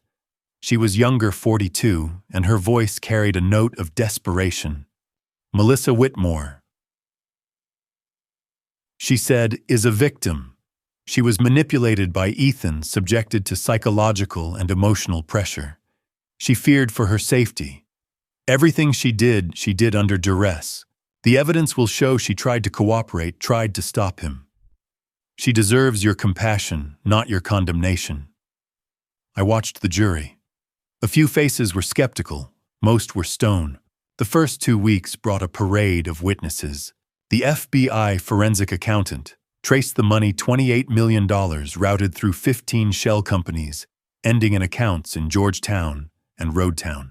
The toxicology expert explained flunitrazepam, 2.5 milligrams, enough to incapacitate, potentially lethal with alcohol, and identified Melissa's fingerprints on the wine glass. Then came the victims. Robert Martinez, 74, his voice breaking. We lost $2.4 million. My wife Helen is 73. She works at a grocery store now. Patricia Johnson, 45. A single mother. I lost $1.8 million, my grandchildren's college fund. Gone. David Brown, 62, a cancer survivor. $2.1 million. My settlement. My family doesn't speak to me anymore. By the 3rd week, Rachel took the stand. She explained her background: 5 years as an angel investor, 12 deals, a 40% internal rate of return, and how she had spotted the red flags in Ethan's term sheet. She described the business card, the SOS note, the recorded date, the poisoned wine glass. On cross-examination, Holloway attacked. "Ms. Parker, why didn't you report Mr. Whitmore to the authorities immediately?" Rachel met his eyes. "I wanted to protect other families," she said, "and gather complete evidence." The fourth week was mine. Michelle called me to the stand. I took the oath, sat, and looked out at the courtroom. Rachel in the front row, Laura beside her, Ethan staring at the table. "Mr. Sullivan." Michelle said, "Please state your background for the jury." "I served as an assistant United States attorney for 27 years, I said. "I prosecuted 289 cases, most involving financial fraud. My conviction rate was 87%. Judge Chambers leaned forward. "Mr. Sullivan Oxins," he said, "your reputation precedes you. This court is honored." "Thank you, Your Honor." Michelle walked me through RICO, the Racketeer Influenced and Corrupt Organizations Act. I explained the elements and enterprise, a pattern of racketeering activity, predicate acts. I compared this case to 3 others I had prosecuted in the 1990s. Then I turned to Ethan. "I've seen people like you for 27 years, I said. "You all think you're smarter than the system. You're not." For the first time, I saw fear in his eyes. When I stepped down, I walked past the defense table. Ethan wouldn't look at me. Melissa's hands were shaking. Justice, I thought, is a marathon. But we were nearing the finish line. The 5th week began on Monday, May 20th, 2024. The defense rested without calling Ethan Whitmore to the stand. Mark Holloway cited the Fifth Amendment, the right against self-incrimination, and the jury took note. In 27 years as a prosecutor, I had learned that silence often spoke louder than testimony. Melissa, however, chose to testify. She took the stand in a navy dress. Her hands folded, her voice trembling. Jennifer Reyes led her through a narrative of abuse. Ethan had manipulated her, isolated her from friends, controlled their finances. She claimed she had not known about the offshore accounts, the shell companies, the poisoning attempt. She wept as she described feeling trapped, terrified, powerless. "I wanted to leave," she said, her voice breaking, "but I was afraid. He told me if I ever tried, he would destroy me." Reyes called a defense expert, Dr. Patricia Owens, a forensic psychologist, who testified about coercive control, the patterns abusers use to dominate their partners. It was a credible theory. I had seen it before in domestic violence cases. But Michelle was ready. On cross-examination, she walked Melissa through the timeline. The marriage license from June 2021, 3 years before the first known victim. The joint bank accounts opened in the Cayman Islands in Melissa's name. The legal name changed to Diana Foster in March 2023. The social media profiles Melissa had created herself. "Ms. Whitmore," Michelle said, "you told this jury you were afraid of your husband. Yet you infiltrated Rachel Parker's life for 6 months. You introduced her to Ethan. You endorsed his investment pitch. And when that failed, you put a sedative in her father's wine glass. Your fingerprints are on that glass, Ms. Whitmore. Not Ethan's. Yours." Melissa's face went pale. She had no answer. I glanced at the jury. Juror number 7. A 52-year-old high school teacher crossed her arms. Juror number 3, a 41-year-old civil engineer, shook his head slightly. They did not believe her. By the 6th week, we reached closing arguments. Holloway went first. He was smooth, practiced. "Ladies and gentlemen," he said, "the government wants you to believe my client masterminded an 8-year criminal conspiracy. But where is the evidence of intent? Business ventures fail. Investors lose money. That is the nature of risk. Ms. Parker is a sophisticated angel investor who deployed $800,000 across 12 deals. She understood the stakes. The FBI's investigation, driven by a retired prosecutor with a vendetta, turned a business dispute into a federal case. You must find reasonable doubt. You must acquit. Reyes followed with an appeal to mercy. Melissa Whitmore, she said, is a victim. She lived under the shadow of a man who controlled every aspect of her life. Yes, she made mistakes. Yes, she participated. But she did so out of fear, not greed. She deserves compassion, not a life sentence. Please give her a chance at redemption. Then Michelle stood. She walked to the center of the courtroom and looked each juror in the eye. 8 years, she said. 18 families, $28 million. This was not a business dispute. This was a criminal enterprise. The defendants, Ethan Whitmore and Melissa Whitmore, targeted young women who dreamed of building companies. They posed as mentors and investors. They demanded collateral not just from the founders, but from their fathers. And when one family got too close to the truth, they attempted murder. She held up the toxicology report. Flunitrazepam, 2.5 milligrams, enough to incapacitate Edward Sullivan, potentially enough to end his life. Melissa Whitmore's fingerprints are on that wine glass. Not circumstantial, not ambiguous. Her prints. Michelle turned to the defense table. Mr. Holloway asks you to find reasonable doubt, but doubt is not reasonable when it ignores evidence. Mrs. Reyes asks you to show mercy. But mercy without justice is not mercy, it is complicity. She returned to the jury. The defendants weaponized hope, Michelle said. You must weaponize justice. 47 counts. 47 guilty verdicts. Thank you. The jury began deliberations on Monday, May 20th. 4 days passed. Rachel and I waited in the courthouse cafe drinking bad coffee. Laura checked in twice a day. Andrew Bradford hovered in the press gallery.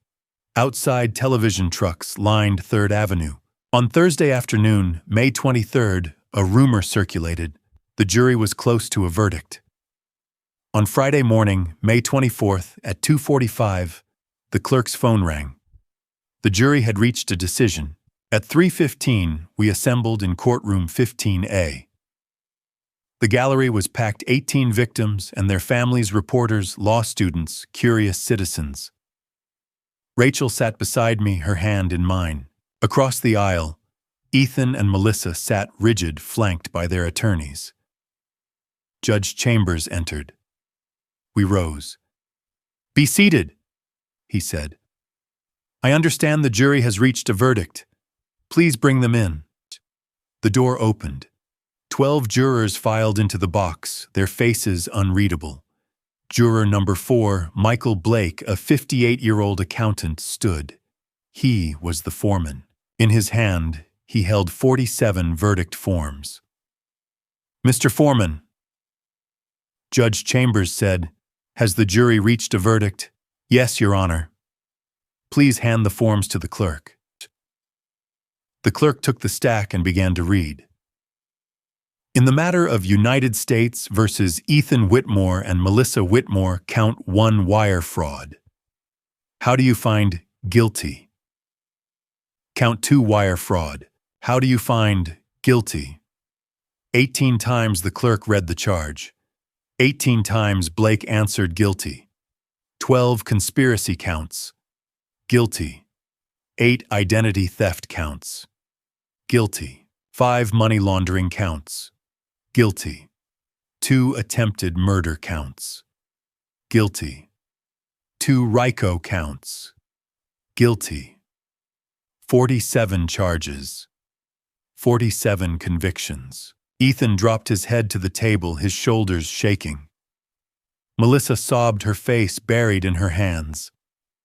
Jennifer Reyes put an arm around her, but Melissa did not seem to notice. In the gallery, Robert Martinez, 74 years old, the man whose retirement had been stolen, wept openly. His wife Helen, 73, nodded slowly, her jaw set. Patricia Johnson, the single mother, hugged her daughter. David Brown, the cancer survivor, closed his eyes and exhaled. Rachel squeezed my hand, tears streaming down her face. I looked at the 18 families scattered through the courtroom, some crying, some nodding with grim satisfaction, some still too wounded to feel relief. Judge Chambers thanked the jury and dismissed them. He set sentencing for Friday, June 7th at 10 in the morning.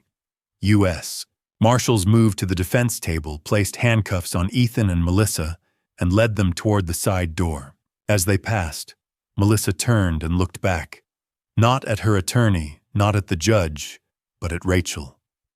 Her eyes were red, her lips trembling. It was not hatred I saw in her face. It was something else. Regret, envy.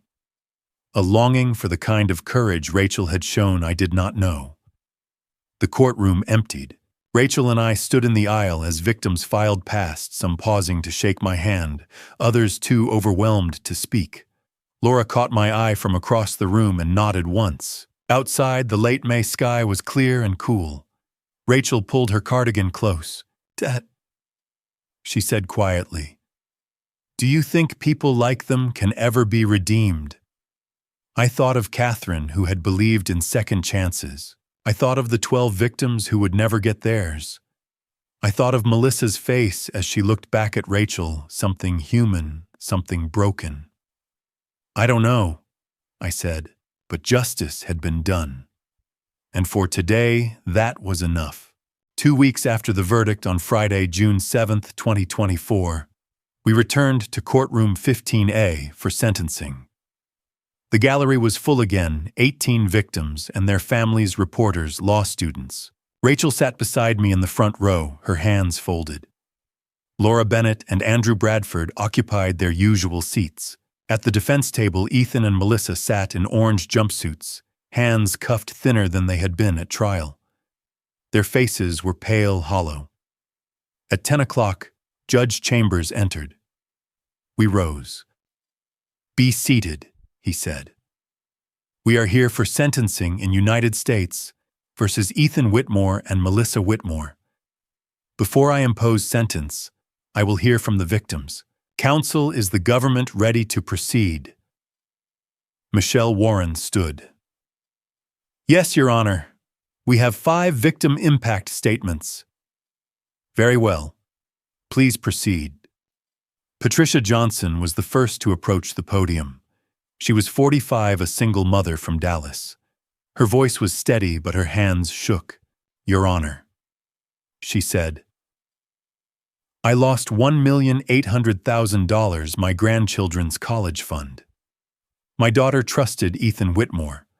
She believed in her company. Now my granddaughters work 2 jobs each just to pay for community college. I can't look my daughter in the eye. These people didn't just steal money. They stole our future." She sat down. David Brown was next. 62, a cancer survivor from Boston. His voice was quiet, resigned. "I lost $2,100,000, he said. "That was my settlement, my chance to leave something for my children, after everything the disease took from me. My family doesn't speak to me anymore. I live alone. I wake up every day knowing I failed them." He returned to his seat without looking at the defendants. Helen Martinez stepped forward. She was 73. Her gray hair pulled back, her hands gripping the podium. "Your Honor, my husband Robert and I lost $2,400,000, our retirement savings. Robert is 74. He had a heart attack last year. The doctor said it was stress. I work at a grocery store now bagging groceries because we have nothing left. These people—" Her voice broke. She took a breath. "These people destroyed us."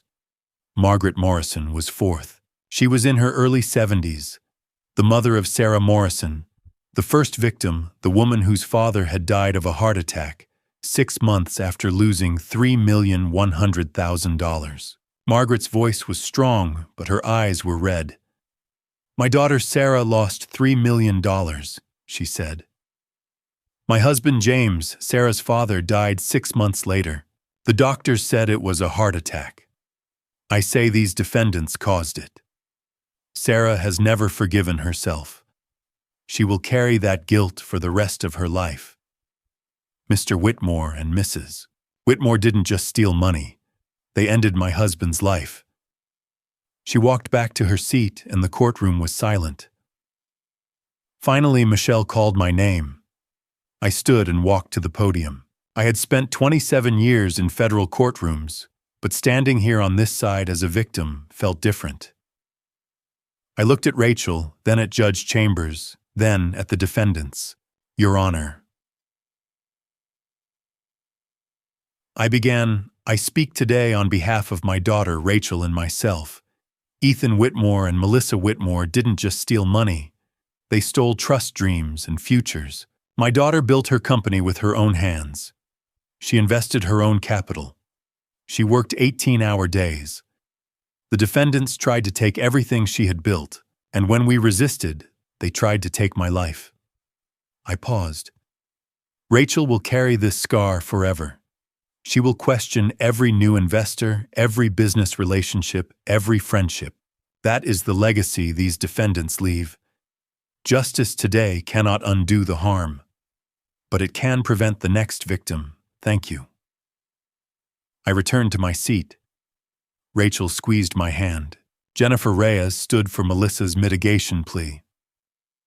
"Your Honor," she said, "my client is 30 years old. She has no prior criminal record. The evidence shows she was subjected to psychological coercion by Ethan Whitmore. She lived in fear. She made terrible choices, yes, but she made them under duress. I asked the court to consider a sentence of 5 years with credit for time served and an opportunity for rehabilitation." Judge Chambers listened without expression. Mark Holloway rose for Ethan. "Your Honor, my client has no history of violence. He has contributed to charitable causes," Judge Chambers interrupted. "With stolen money, Mr. Holloway." Holloway hesitated. "Your Honor, I ask the court to consider that Mr. Whitmore is 32 years old with his entire life ahead of him." A lengthy sentence. "Mr. Holloway," the judge said, "your client orchestrated an 8-year criminal conspiracy that destroyed 18 families. Sit down." Holloway sat. Judge Chambers leaned forward and looked at the defendants. "I have presided over many fraud cases in my 20 years on the bench," he said. "This case is among the most serious I have encountered. You, Mr. Whitmore and Mrs. Whitmore, did not simply steal money. You weaponized the most sacred bond, the bond between parent and child. You targeted the dreams of young women and the sacrifices of their fathers. You turned trust into a tool of exploitation. And when you were discovered, you attempted to end the life of an innocent man."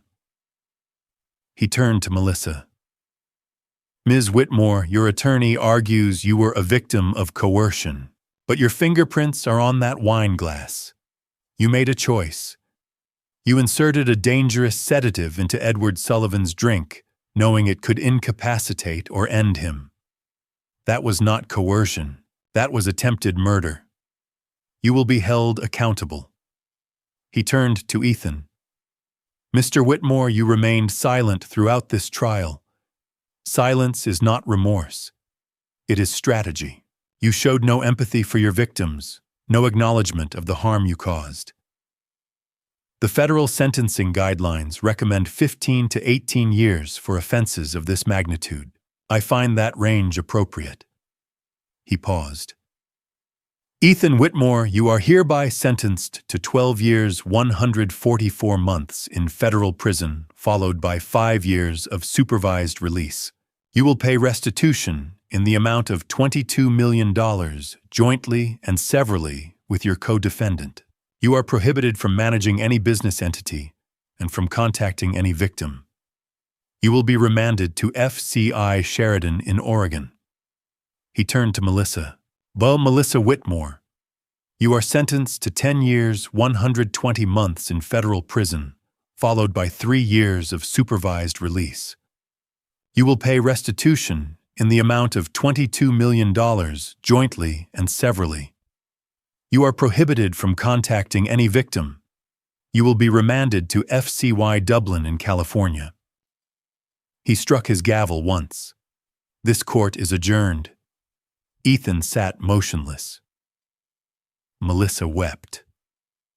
U.S. Marshals moved forward, placed them in restraints, and led them through the side door. In the gallery, a few victims clapped softly until the bailiff raised a hand. Others cried. Some sat in silence, too exhausted for relief. Rachel turned and hugged me. Laura crossed the aisle and shook Michelle's hand. Andrew Bradford scribbled notes. Outside, the early June air was warm, the courthouse steps bathed in sunlight. Rachel pulled off her jacket as we descended. "Dad," she said quietly, "do you think they can change?" I thought of Melissa's face as she was led away, tears streaming, shoulders shaking. I thought of Ethan's empty stare. I thought of Margaret Morrison, who had lost her husband, and Patricia Johnson, whose grandchildren would carry student debt for decades. "I don't know," I said. "But we've secured justice for the victims. That's what matters most today." Rachel nodded. We walked toward the parking garage, the weight of 4 months lifting slightly with each step. Justice, I thought, is never perfect. But today, it was enough. 2 months after sentencing in August 2024, I stood behind the counter at Sullivan's Corner Cafe and watched the afternoon clouds gather. Portland in August is warm and bright, though rain often threatens by evening, and the cafe was busy with summer regulars. The espresso machine hissed. A customer asked for a cinnamon roll. Life slowly was returning to normal. My phone rang. Laura Bennett. "Ed." She said, "I have good news. We've recovered the assets." The FBI had spent June and July executing search warrants and freezing accounts. Agents had seized Ethan and Melissa's penthouse in Portland, a $2,100,000 property in the Pearl District, and a condo in Seattle worth $1,400,000. Forensic accountants traced offshore accounts in the Cayman Islands, the British Virgin Islands, and Delaware. By early August, the total recovered was $9,700,000. It was not the full $22 million they had stolen. Some had been spent luxury cars, jewelry, travel. Some remained hidden in accounts the FBI had not yet cracked. But $9.7 million was a start. Laura walked me through the breakdown. $3.5 million came from real estate and vehicles. $4.8 million had been frozen in offshore accounts, thanks to cooperation from Cayman authorities. $900,000 came from auctioned luxury goods, watches, designer handbags, a Rolex collection. $500,000 came from liquidating Apex Ventures' remaining business assets, including the fake website and office lease. "It's not everything," Laura said, "but it's a start." In August 2024, the U.S. Attorney's Office announced the creation of the Whitmore Victim Restitution Fund. The initial capital was $4 million drawn from the recovered assets. The remaining $5.7 million would cover litigation costs, future claims, and administrative expenses. The fund's board had 7 members. I served as chair and victim representative. Patricia Johnson, the single mother from Dallas, represented the victims alongside me. Richard Fitzgerald brought his securities law expertise. Laura Bennett served as the FBI liaison. Michelle Warren represented the U.S. Attorney's Office. Dr. Evelyn Hart, a financial counselor, and Thomas Reed, a certified public accountant, rounded out the board. Our mission was threefold: provide direct support to victims, prevent future fraud, and educate the public. By the end of the first 6 months, August 2024 to January 2025, The fund had helped 25 families. 18 were the original victims from the Whitmore case. 7 were victims of similar scams uncovered after Andrew Bradford's CBS report went national. We provided financial counseling, legal aid, and mental health support. We funded a hotline and an online database where victims could report suspicious investors. We also prevented 8 new fraud cases. Tips to the hotline led FBI agents to shut down 2 Ponzi schemes and 1 fake venture capital fund before they could steal a dollar. The fund recovered an additional $1,500,000 through related litigation, part of the larger network connected to Victor Castellano, who remained under federal investigation. In October 2024, Rachel received a $3 million Series A investment from Sequoia Capital, one of Silicon Valley's most respected venture firms. Sequoia had conducted a thorough due diligence process, background checks, reference calls, audits before committing a cent. Rachel's startup CyberShield now employed 15 people, 8 engineers, 3 salespeople, 2 operations staff. Rachel as CEO and Nathan Foster as COO. Nathan was an architect Rachel had met at a nonprofit event in February. He was 36, thoughtful, steady, the kind of man who listened more than he spoke. I liked him immediately. CyberShield's product was an AI-powered cybersecurity platform designed to detect phishing, ransomware, and social engineering attacks, targeting small and mid-sized businesses. The beta launch was planned for Q1 2025. I almost lost everything, Rachel told a reporter. Now I'm building something that protects others. In November 2024, the Oregon legislature passed House Bill 2847, the Investment Transparency and Victim Protection Act. The media called it Rachel's Law. The bill required venture capital firms managing more than $5 million to register with the Oregon Department of Financial Regulation. It mandated criminal and civil background checks for all principals. It required disclosure of prior fraud allegations. It established a victim resource fund, $500,000 per year, funded by registration fees, and created a whistleblower hotline. Rachel testified before the Senate Committee on Commerce and Workforce Development. "My father and I were lucky," she said. "We had resources, knowledge, and courage. Most victims don't. This law ensures they won't face predators alone." Governor Tina Kotek signed the bill into law on December 15, 2024. It took effect on January 1, 2025. Rachel became an advocate. She spoke at TechCrunch Disrupt, the Female Founder Summit, and Stanford Graduate School of Business.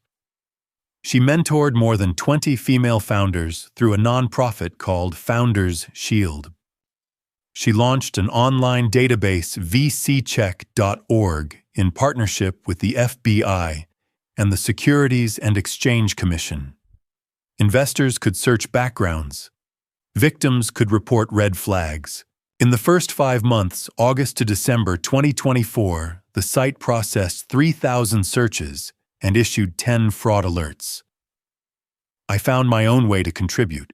I began teaching workshops, 10 Red Flags of Investment Fraud, at community colleges and senior centers. I partnered with the FBI's Portland field office to consult on elder fraud cases, romance scams, IRS impersonation schemes, fake charity appeals. In the first 5 months, my workshops reached 100 people. Catherine had always said, "Use your gifts to lift others." This was how I honored her. One evening in late December 2024, I was closing the cafe, wiping down tables, stacking chairs, when my phone rang. Rachel. "Dad." She said, her voice soft and warm. "I think I'm ready." "Ready for what?" "Ready to trust someone again." I smiled, my throat tightening. "That's the bravest thing you've said all year," I told her. Outside, the winter rain had softened to a drizzle. The streetlights reflected on the wet pavement, and for the first time in months, I felt something I had almost forgotten: hope. Justice, I thought, is not just about punishment. It is about restoration. It is about building something better from the ruins. And we were building. In January 2025, Rachel attended a networking event at Powell's City of Books, the massive independent bookstore that occupies an entire city block in downtown Portland. The event Portland Tech Founders Mixer drew about 50 people, startup founders, investors, lawyers, and curious students. Rachel stood near the architecture section, half listening to a conversation about venture capital trends, when she noticed a man nearby. He was tall, maybe 6'1", with brown hair, wire-rimmed glasses, and a navy sweater over jeans. He wasn't networking aggressively. He was reading the back cover of a book on sustainable architecture. She walked over. "Good book?" she asked. He looked up, smiled. "I think so. I'm an architect, so I'm biased." They talked for 20 minutes. His name was Nathan Foster. He was 36, ran a small architecture firm with 8 employees, and specialized in residential and community projects, affordable housing community centers, green building. He didn't ask what Rachel did until she mentioned CyberShield in passing. Then he asked thoughtful questions about cybersecurity for small businesses, not revenue or valuation. At the end of the evening, he handed her a business card. "If you'd like to talk more about architecture or anything else, I'd enjoy that," he said. 2 weeks later, they met for coffee at Stumptown on 3rd Avenue. Rachel was nervous. Nathan was calm. They talked for 2 hours. Nathan's story was straightforward. He had grown up in Beaverton, a Portland suburb. He studied architecture at Oregon State, then earned a master's degree at UC Berkeley. He married in 2018, divorced in 2023. Amicable, no children, his ex-wife had moved to San Francisco for a job. His parents still lived in Beaverton. His sister taught middle school in Eugene. He loved hiking design and old bookstores. Rachel appreciated his transparency. Halfway through their second coffee, she took a breath. "Nathan," she said, "I need to tell you something. Last year, my ex-boyfriend tried to defraud my father and me. It was national news." Nathan nodded. "I read about it. You were incredibly brave." Rachel blinked. "You knew. I recognized your name when we met," he said. "But I wanted you to tell me if and when you were ready. If you're comfortable, I'd like to get to know you slowly at your pace." Rachel felt a wave of relief. "And if you want to run a background check," Nathan added, "I completely understand." Rachel laughed, tears pricking her eyes. "I might take you up on that." In February, Rachel did exactly that. She used the vccheck.org database she had helped build, and she hired a private investigator Laura Bennett recommended. The results came back clean. No criminal record, no civil suits credit score of 780, divorce finalized without dispute. No outstanding debts. References from colleagues and even his ex-wife were positive. Rachel called Nathan. "You passed." "I'm glad," he said. "Now can we have dinner?" In March. Rachel introduced Nathan to her father and Laura Bennett over dinner at Higgins, the same restaurant where Ethan Whitmore had first pitched his fraudulent investment. Rachel had chosen the location deliberately. She wanted to reclaim it. Nathan asked Edward about his years as an assistant U.S. attorney. He listened carefully, didn't try to impress, didn't ask about finances or Rachel's startup funding. Edward watched him closely. He was nothing like Ethan. No charm offensive, no probing questions, no cold flicker behind the eyes. Just a man who seemed genuinely interested in getting to know his daughter. In April, Nathan attended the beta launch of CyberShield. He asked Rachel thoughtful questions about the product. How the AI detected threats, how it served small businesses, but never about revenue projections or company valuation. He met her 15 employees, remembered their names, and stayed to help clean up after the event. In May, Rachel visited Nathan's architecture office in the Alberta Arts District. It was a modest studio with 8 employees drafting tables and scale models of affordable housing projects. Nathan showed her a design for a low-income housing complex with solar panels and rain gardens. "I want to build things that help people," he said, "not just make money." Rachel saw then that his values aligned with her service sustainability community. In June, Nathan came to a Cyber Shield company picnic at Laurelhurst Park. He played frisbee with the engineers, chatted with the sales team, and didn't dominate the conversation.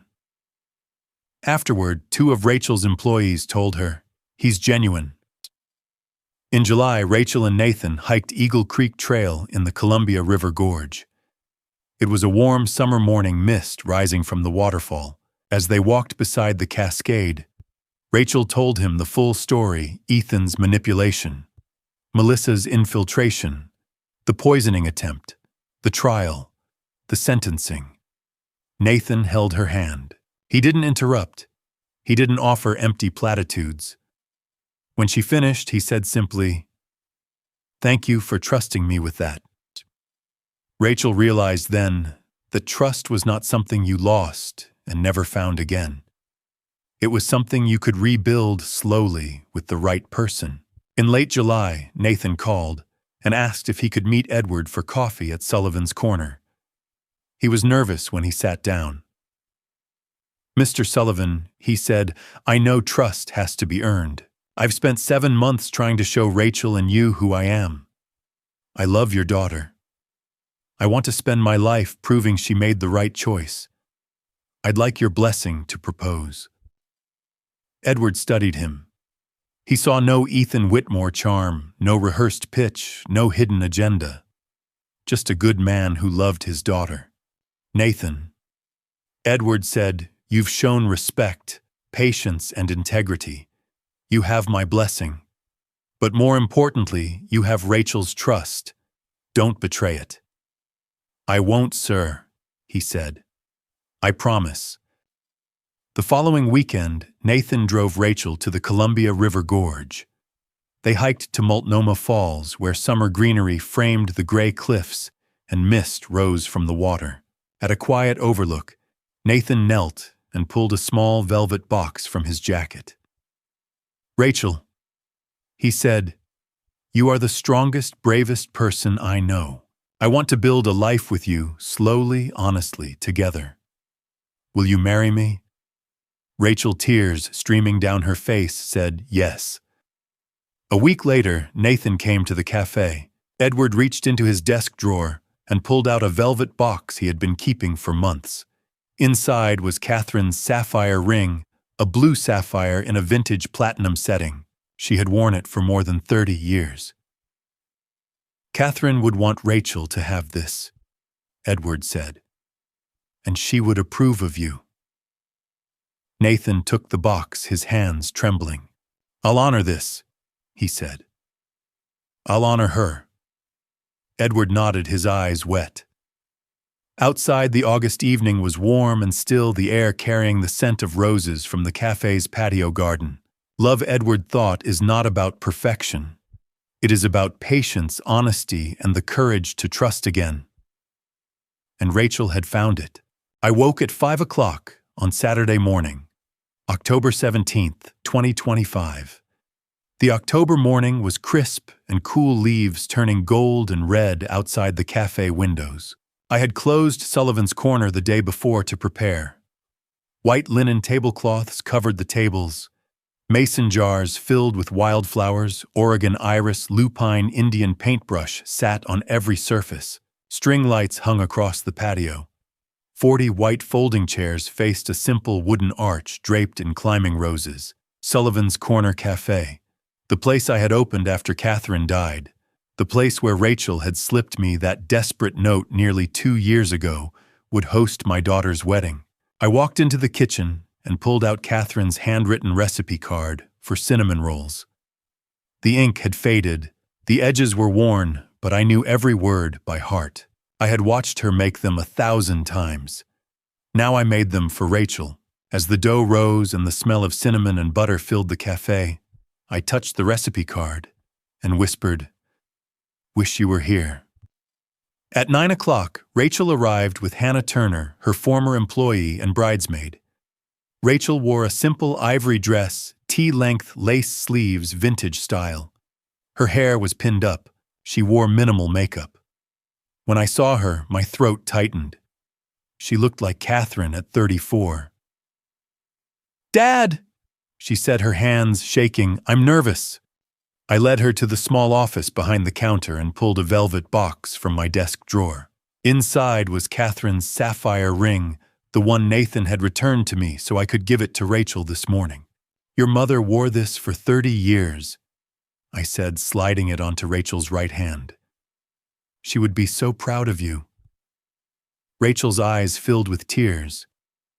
"I wish she could be here." "She is," I said. "Every day. In you." At 11 o'clock, the ceremony began. 40 guests filled the patio. Laura Bennett sat in the front row wearing a navy dress and a rare smile. Richard Fitzgerald sat beside her. Andrew Bradford occupied the second row notepad, conspicuously absent. Patricia Johnson and Helen Martinez, two of the victims who had testified at trial, sat near the back, their faces soft with pride. Nathan's parents, David and Susan Foster, sat across the aisle with Nathan's sister, Emma.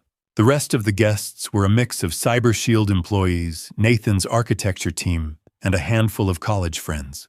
The officiant was retired Judge Thomas Chambers, the man who had presided over the Whitmore trial and sentencing.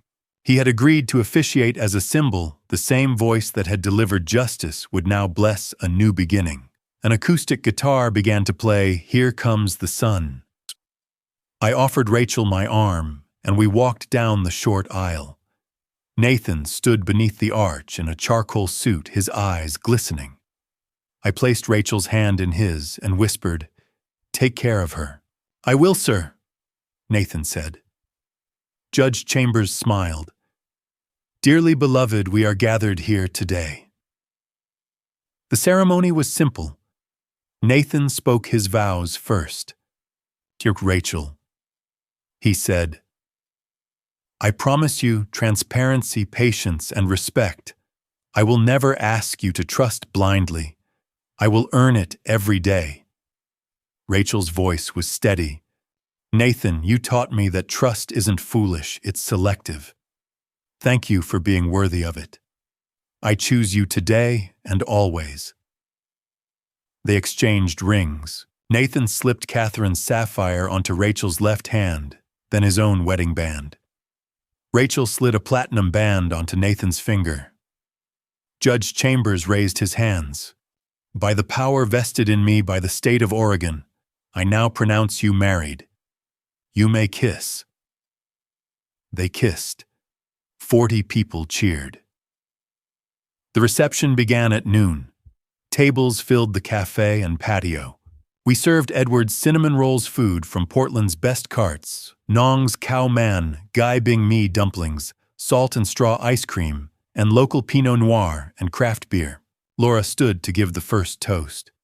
"Rachel," she said, "I watched you face down predators with courage most FBI agents never find. Edward, you raised a warrior. Nathan, you're a lucky man, and you know it." Laughter and applause filled the patio. Richard Fitzgerald went next. 18 months ago, we sat in my office planning a legal trap. Today, we celebrate a legal union. Rachel, you turned trauma into triumph. Congratulations." Andrew Bradford stood grinning. "I'm a journalist," he said. "I've covered disasters, scandals, and trials. But the best story I ever told was about a father and daughter who refused to be victims. Rachel and Nathan, may your story be long and boring in the best way." More laughter. Finally, I stood.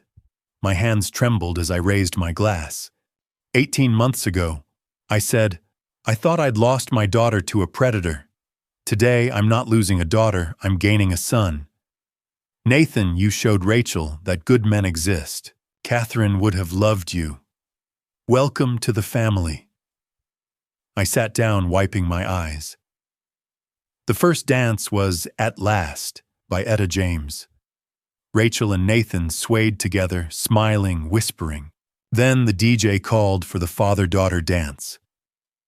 Louis Armstrong's What a Wonderful World began to play Catherine's favorite song. Rachel took my hand, and we danced. "You did it, kiddo," I whispered. "You survived. You rebuilt. Your mom would be so proud." "We did it, Dad," Rachel said. "Together." I looked around the patio. Guests smiled. Nathan watched with gentle eyes. Laura dabbed tears. Patricia Johnson and Helen Martinez nodded with quiet pride. This, I thought, is what justice looks like after the courtroom healing love community. At 3 o'clock, Rachel and Nathan climbed into Nathan's Subaru tin cans tied to the bumper, a just married sign taped to the back window.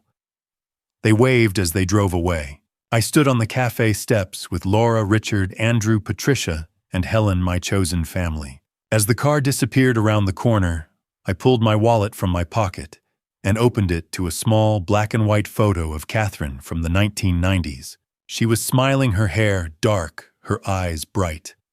I whispered, "She's going to be okay. We did it." Laura put a hand on my shoulder. I smiled. The October afternoon sun slanted through the maple trees, their leaves brilliant red and gold against the blue sky. Inside the cafe, the cinnamon rolls sat on the counter, still warm. The wildflowers glowed in the afternoon sun. The string lights swayed gently in the breeze. Life, I thought, is not about avoiding pain. It is about surviving it, learning from it, and building something beautiful on the other side. And we had built something beautiful. In December 2025, 2 months after Rachel's wedding, a thick envelope arrived at Sullivan's Corner Cafe. The return address read, Federal Correctional Institution, Dublin, California. Inmate number 47382-112. Melissa Whitmore. I stood behind the counter holding the envelope, my heart tightening. I hadn't thought much about Melissa since the sentencing 18 months ago. Life had moved forward. Rachel's wedding, CyberShield's growth, the victim fund's work. The Whitmores had become a story I told at workshops, a case study in fraud prevention. They were no longer people. They were lessons. But now here was Melissa's handwriting. I opened the envelope. 4 pages, blue ink, neat cursive. Mr. Sullivan, I don't expect forgiveness. I don't deserve it. But I need you to know I am deeply, profoundly sorry. What I did, what Ethan and I did, destroyed lives. I stole your peace, Rachel's trust, and the futures of 18 families. There is no excuse. I sat down and kept reading. Melissa wrote about her childhood. Her father had been an alcoholic. Her mother had left when Melissa was 12. She had been raised by her grandparents in rural Nevada, poor and isolated. She met Ethan in Las Vegas in 2020 when she was 26. He was charismatic, confident, and he promised her an escape from poverty.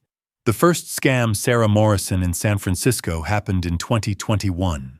Melissa had been scared, but Ethan convinced her that these people have too much money and we deserve a chance. She rationalized each crime after that, telling herself they were Robin Hood taking from the rich. But they weren't. They were just thieves. I saw Rachel's wedding photo in a newspaper someone left in the common room, she wrote. She looked radiant. I will never have that. I will never marry, never have children, never build a life outside these walls. I earned this. But it hurts to see what I could have been if I'd made different choices. Over the past 18 months, Melissa had participated in therapy, trauma counseling, cognitive behavioral therapy. She had joined a GED tutoring program teaching literacy to other female inmates. She had researched Catherine's obituary in the prison library and learned that I had lost my wife shortly before Rachel and I faced her and Ethan. Your wife must have been an extraordinary woman, she wrote. I wish I'd had a mother like her. Maybe I would have turned out differently. She did not ask for early release. She did not beg for forgiveness. I have 8.5 years left, she wrote. I will serve them. I just wanted you and Rachel to know the blame is mine. Ethan manipulated me, yes, but I made my own choices. I chose greed over integrity. I chose to poison your wine glass. I am the one responsible. She closed with this, thank you for stopping us. If you hadn't, we would have destroyed more families. You saved people I will never meet. I hope that gives you some peace. Melissa Whitmore, number 47382-112. I folded the letter and walked to the window.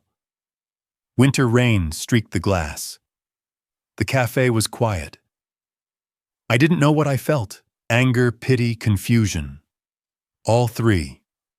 For 27 years, I had been trained to see defendants in black and white, guilty or innocent, criminal or victim.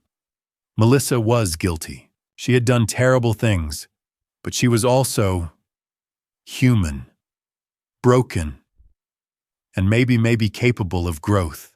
That evening, I drove to Rachel and Nathan's house, a small craftsman, in the Selwood neighborhood. I handed Rachel the letter without a word. She read it silently, her face unreadable. When she finished, she set it down on the kitchen table. Dad, she said, I don't forgive her. I can't. She tried to hurt you. She targeted me for months, pretended to be my friend, my mentor. That betrayal, it still stings. She paused. But I don't hate her anymore. I used to lie awake imagining her suffering in prison. Now I just feel sad. She wasted her life. She'll be 40 when she gets out. No career, no family, no trust from anyone. That's punishment enough. Nathan, sitting beside her, nodded quietly. She's pathetic, Dad, Rachel said.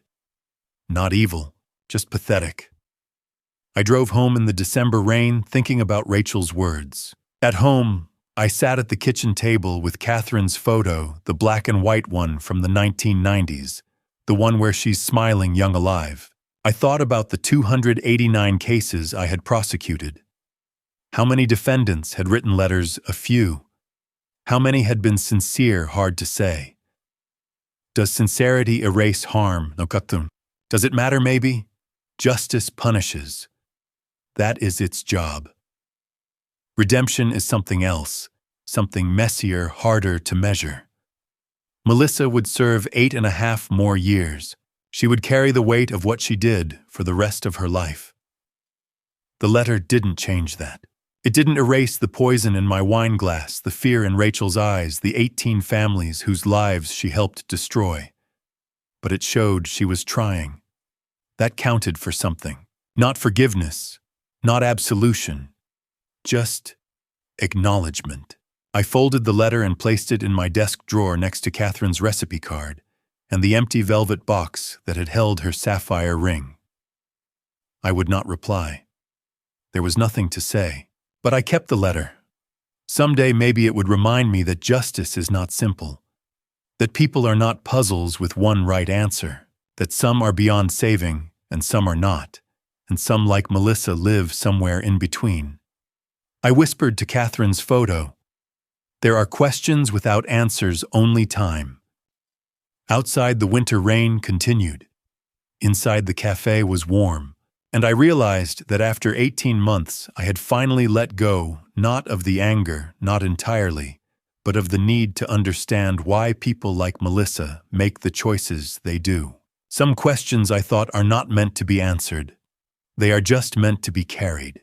19 months after sentencing on Thursday evening, January 15, 2026, I locked Sullivan's Corner Cafe and stepped into the cold Portland night.